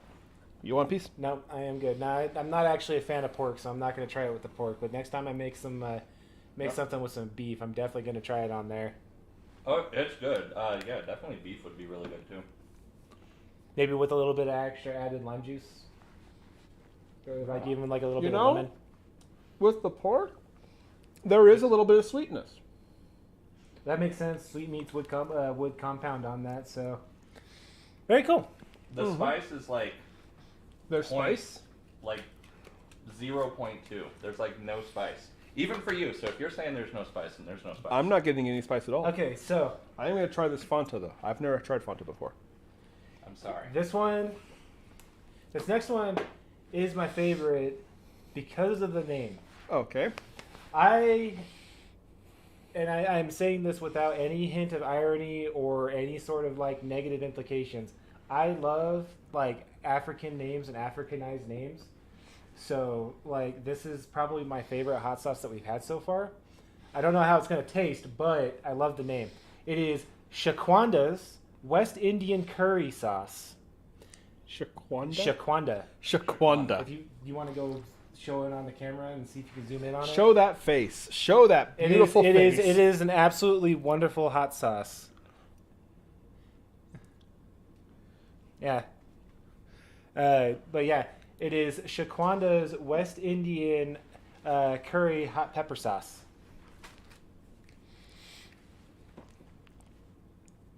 And I'm never going to get tired of saying that name because that is such an awesome name to say. It actually is a nice name to say. It's pretty. I love her picture too. Yeah, it kind of rolls off the tongue, doesn't it? Shaquanda. Shaquanda. You have nails? Yeah. Okay, you want to pop that open? Read it. So, Shaquanda's West Indian Curry. Shaquanda's West Indian Curry hot pepper sauce is serving what Caribbean curry is all about. Using Shaquanda's signature curry powder blend, this West Indies-inspired recipe combines ginger with warming notes of cinnamon and allspice. Delicious fruity heat of Scotch bonnet peppers provide the boom. It says to try it on any sort of barbecue, so if it's at a Caribbean, probably like any sort of like jerk chicken or something like that. And it says it's an excellent pairing for lamb and goat, which would make sense with the cinnamon and allspice because you're supposed to use like really like savory sauces for that kind of stuff, like sweet and savory. Manufactured for Shaquanda Will Feed You, LLC. Thank you, Shaquanda. From Brooklyn, New York. Oh. That's actually a really cool company name. ShaquandaWillFeedYou.com, at ShaquandaWillFeedYou, info@ShaquandaWillFeedYou.com. Wow. Questions, queries, concerns, complaints? www.ShaquandaWillFeedYou.com. Not sponsored. Remember, We're not guys. sponsored, but that's... Remember, everyone. ShaquandaWillFeedYou.com. Shaquanda. You know, if you said it the right way, that could be a threat. Shaquanda will feed you. It does say fourth dimension randomly there. That's weird. Isn't time? I was gonna say maybe that's a hot sauce that allows you to transcend time. Oh, what if this is infused? Ooh, it is Caribbean. See, I think this one's actually going to be like fairly spicy. Scotch bonnets are pretty spicy, but they're like a more immediate kick, and then they kind of disappear. So Okay, good. yeah. Plus, it's curry. I'm not the biggest fan of curry. I mean, it depends on the curry, so I'm slightly concerned about that. But overall, I'm hoping I'll like it. Alrighty. All right. Well. Okay. Bye.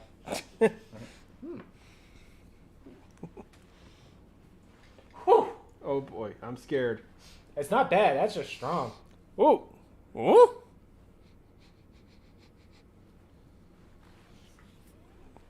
Wow. That is definitely it's not spice. bad. It's just that's that. You can smell that allspice. Yeah, I was gonna say. Yeah. There's definitely Yeah. spices in there. Nice. I mean, Well, I got to do the first one, so you get to do the honors with the next one. oh, there's a nice Glob. Oh, Oh. Smelling it, I don't think it'll be as spicy as I was originally thinking, but it might still be spicy. I'm gonna say, don't eat your words. Probably the hot will. sauce. Probably will.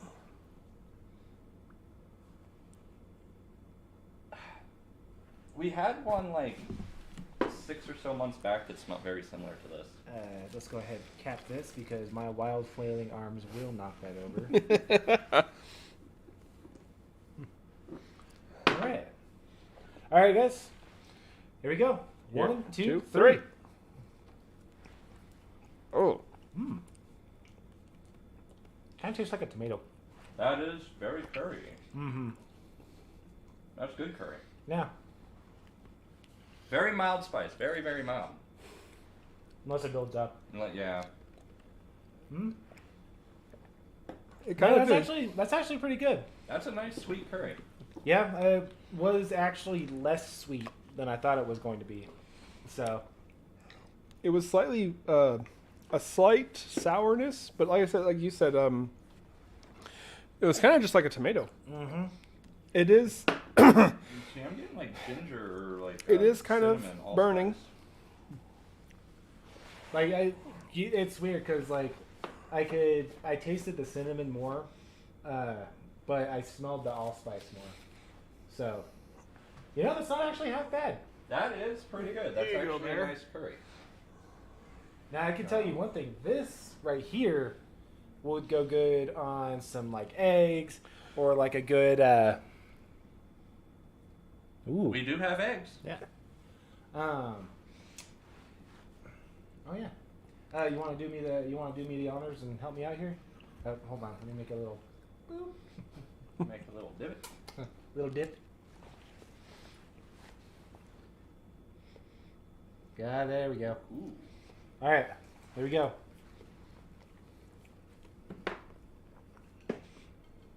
You know what?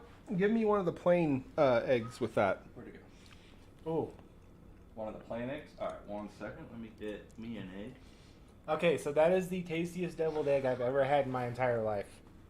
That was absolutely delicious. Now, you tried the ones that had your Lovecraftian penis pickles on it, right? Peter peppers? And again, these are deviled eggs that I made today with the homemade pickles that his sister made for us and the purple whatever they were that you got from work. Okay, here we go.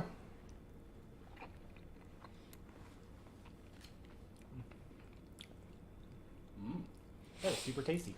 That was really good. There is so much flavor in that. And see, there's already a bunch of flavor in the deviled eggs. That adds just a whole entire like new layer on top of it. So, yes, if you ever get the chance, buy yourself some Shaquanda's West Curry Indian pepper sauce. Because Shaquanda will feed you. She will feed you. ShaquandaWillFeedYou.com. Not sponsored. Not Not sponsored. That's You know, actually not bad. That's actually. I think this one so far is my favorite out of them. Maybe. It's spicy, but not bad at all. Like I said, I am getting... Okay, so from my perspective, yeah, I do feel a bit of a burn, but it's not like... It goes away quick, though. And it's not getting in the way. I can still taste the vinegar. I can still taste the... Like I said, I'm getting tomato. Thank you, ShaquandaWillFeedYou.com. Yeah, I'm getting like allspice and like cinnamon and... Surprisingly, a lot of really like layered flavors on that one. Usually the hot sauces just go for the heat first and then flavors second, but that one, it kind of flipped, And it Kinda- had I'm a nice, good, sweet curry flavor too. I actually like that. I'm kind of curious, because we have that other one at your Sprouts, the other video game flavors. We have 3 total. We tried the one from Those, so far. I want to try those. I would not mind some other...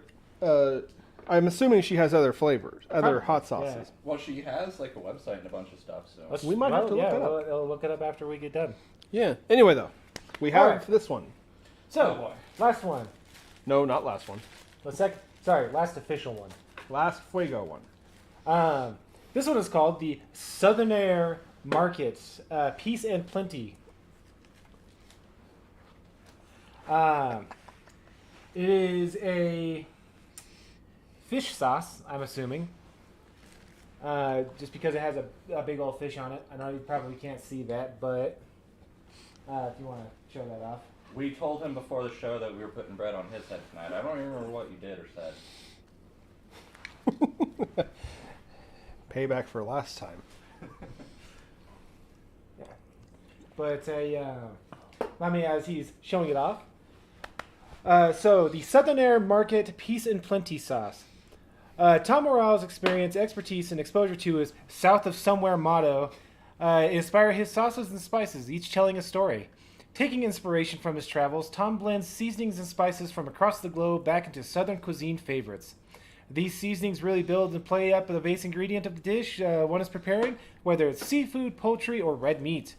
This one is in honor of the Peace and Plenty Lodge in Exuma, Bahamas.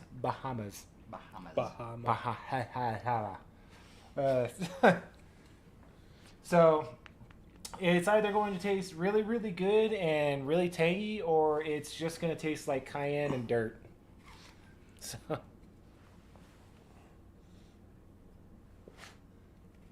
Some other time, maybe. Yeah, some other time, definitely. There's a lot of stories behind all of these. So, and this isn't even your only hat. You have no, another hat. I've got. This is actually my second hat with buttons on it, and I actually have a box full of more buttons that I couldn't fit on the hats. So. But anyway, come on. All right, so the host with the toast gets first smell. I just accept it. I don't mind. Well, you're the only one without a hat.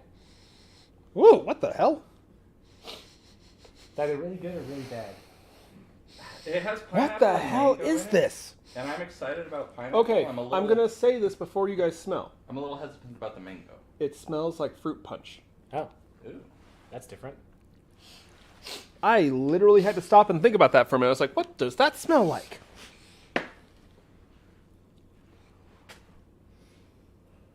Maybe like expired fruit punch. Damn! That's different. That is different. That's not going to taste like cayenne and dirt. I can tell you that much.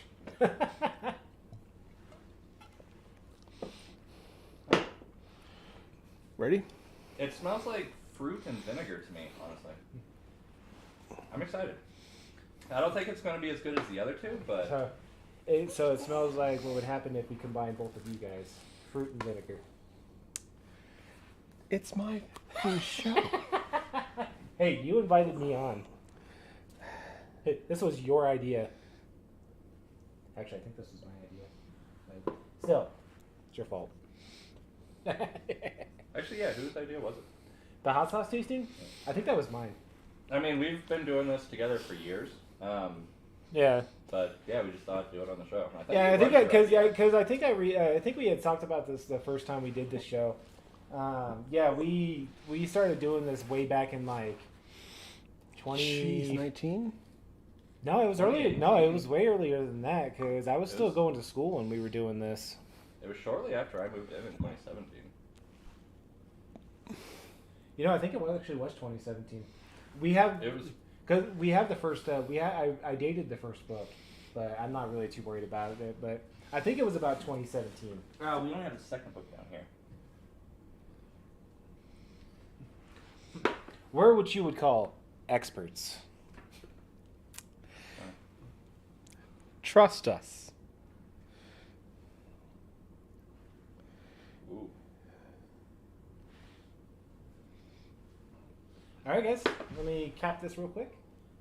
And down the hatch we go. Excuse you. All right. 1, 2, cheers. 3. Oh my god, that is super tangy. Mm.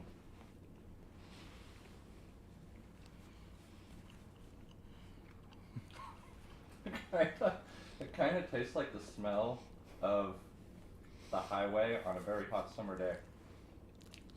Wow. Explain. It just has that taste. It kind of has Now you're gonna have to explain that one. like a warm. I don't want to say like tar asphalt taste. I'm not saying it's bad. It's got a smoky taste, I guess, is the best way to describe it. That pineapple definitely hits though. It's like very sharp for a second, then it goes away. Yeah. I want to try it on an egg. Egg. Again, not very spicy, very mild. Yeah. Yeah, I'm gonna say this is probably the mildest Fuego box we've had. Oh, easily. What? None of these actually hurt. Rice wine vinegar, pineapple, mango, habanero chili. Maybe it's the chili I'm tasting.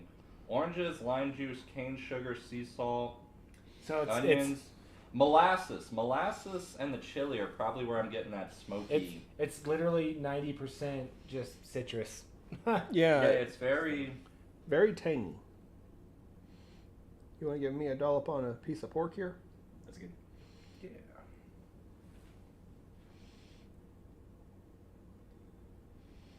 Thank you.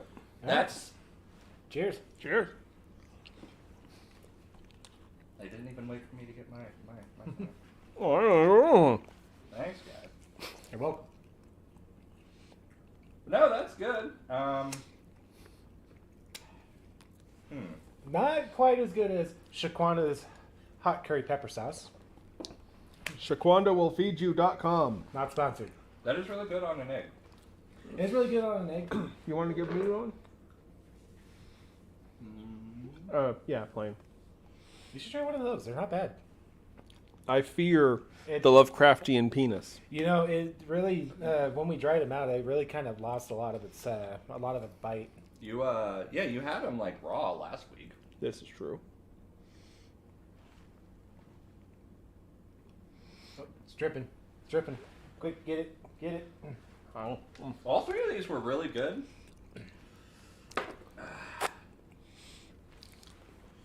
I'm gonna try this one. Personally, this one's my favorite. The West Curry sauce. That's really freaking good.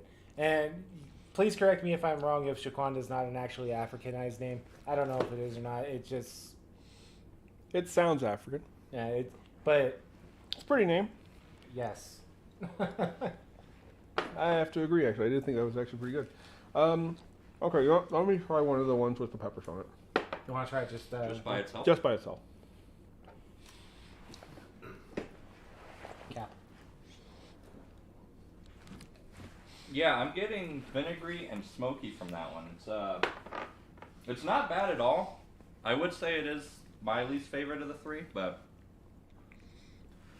when it comes to my favorite, I guess I want to give it to Shaquanda, even though this one is really good too.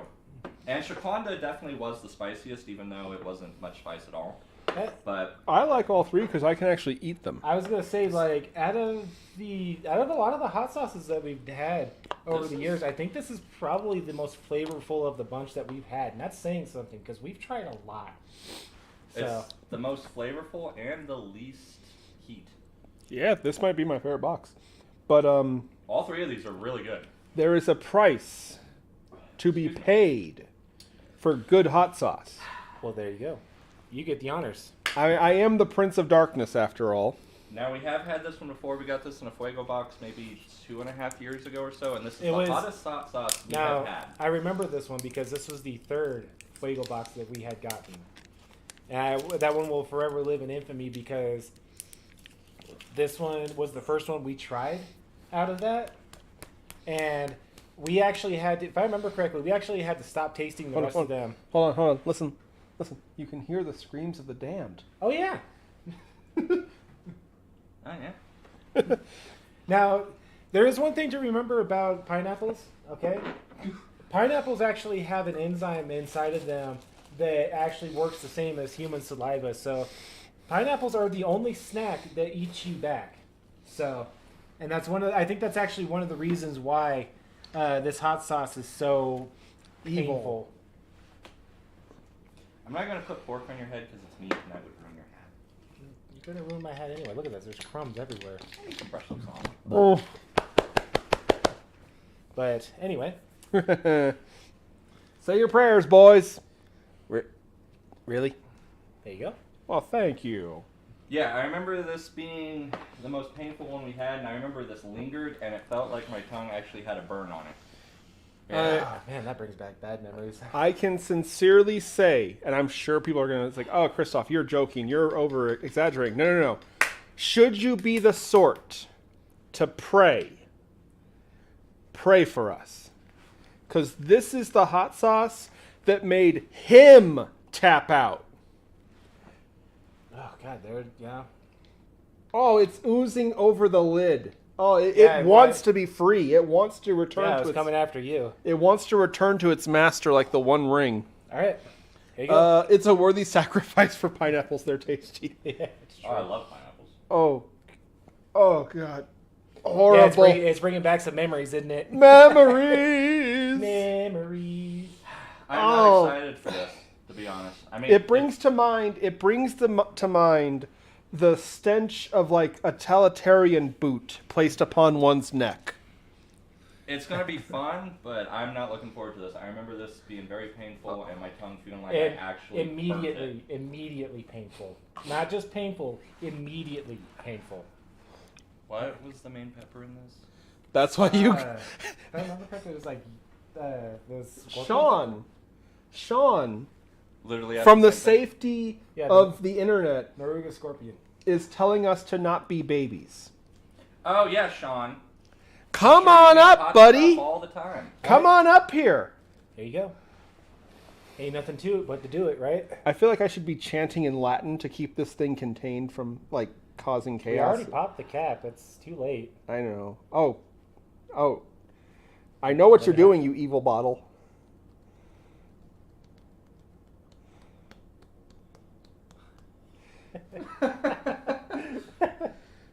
Shake it up again. It is very thick, by the way. We are not stalling for time. We are... Believe me, I want to stall for time. You'll thank me for that tonight when you feel it while you're sleeping. There you go. And I'm gonna somehow accidentally touch my eye or someplace else and feel that too. There you go. I don't want to do this. I remember.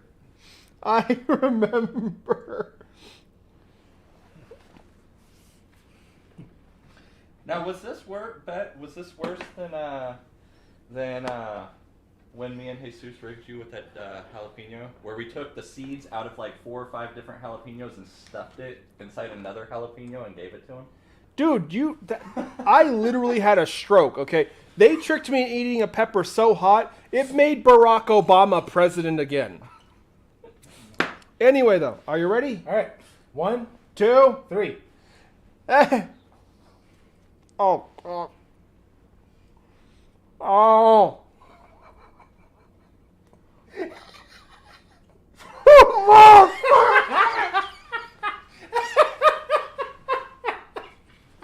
Oh, you didn't eat it? Oh.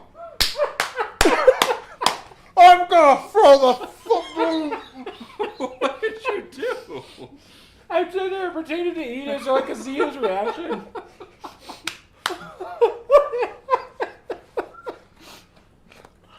Oh, God. Are you okay?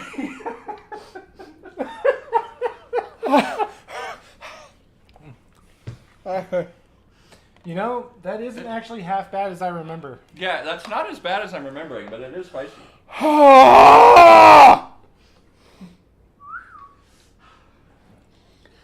want to do me a favor? Maybe a bunch more, yeah? You want to throw a little bit of that bad boy on there? Oh, it hurts. That is not as bad as I remember. Oh, fuck. So spicy. Fuck.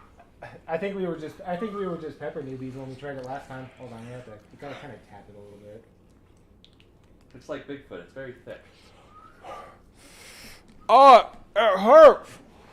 It does hurt. It stings all in your... it's in my cheek. To quote one of the internet history greats, damn, damn, damn. I think we are. No. You must quote the greatest internet meme of all. Dude, there's more you sauce. want- There's you more want more? sauce there than the egg now. Oh, I thought you wanted more. Silver, say it with me. Leroy! Oh. Jesus Christ. Oh, Lord.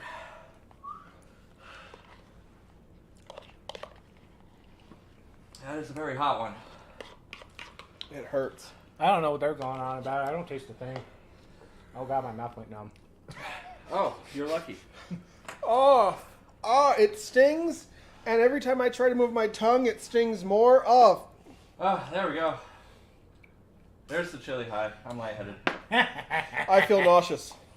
I sincerely feel nauseous. So what you're saying is I need to go... I will. Oh. For those of you who don't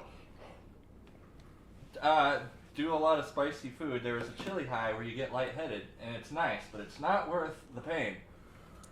I disagree. I think it's very much worth the pain. Because the pain means you're alive. Oh, it's like... It's like being stung by a bee. But on your... Be gone, foot!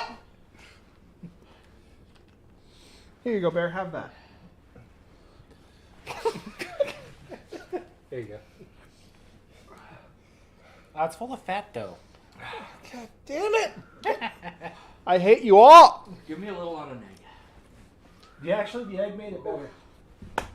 A little. A little. A little. Oh, very funny, Mr. Bishop. Maybe a little bigger. Otherwise, it's going to get all over your hand. I feel like my nose is running. That's good. That's good. That's good. Dude, that's good. I feel like my nose is running and I'm going to throw up. My nose is running. Caramel. For what? You like it. For the other egg. Again, you like it. Eat it. Oh. I do remember it being so tasty. Do you remember this one being really tasty, though, once you get past the pain? It's like pineapples, a little bit of vinegar, and a lot of pain. And that's actually a lot better on the egg so far. Yeah. It's very, it's very much a pineapple-based sauce. It is very, very fruity. Just like you. Oh. Don't do that. You do not know. You do not know what I know. No, actually on the egg it's not. It's nowhere near as bad. Yeah, I think on the egg it's actually really good. You like it? Yeah, on the egg it's not as bad. As a matter of fact. Okay, fine. You know what? Because maybe I am just a masochist. I'll take a plain one with some of the oh God, my nose. Where's Jeff? Did you tell him? Right? I told him to be here because we were going to hurt ourselves tonight. What's the quote that the kids use this day for the meme? For the memes? Oh, God. Screw your memes. Oh, God. Oh. For you. Just for me. Oh. And not a whole ton, because it's going to start hurting my stomach after a while. That's good right there. I was nice to him this time. Get that man an egg. You want an egg? Where'd mine go? I thought that was yours. Oh. Oh, God, I felt something in my throat there. We want to be nice to him, give him just a little bit. Because with the egg, it's not as bad. Either that or maybe my mouth's already dead and I didn't taste the egg. Oh. Here, don't eat the egg. Don't eat the egg. Yeah, give it to me. No. Oh, that was not... Drink some water. Mm-hmm. Sean says it's the quote is, do it for the vine. Do it for the vine. What the heck is that? I don't know. It's some child talk. You talk about vines are dead. Yeah, vines died like 10 years ago. Thank you, Twitter.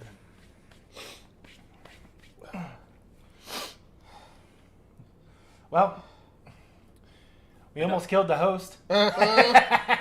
Oh. Okay. I think the real horror is what he's going to do in the bathroom later. Oh, so Cassius wants to talk about cashing checks, huh?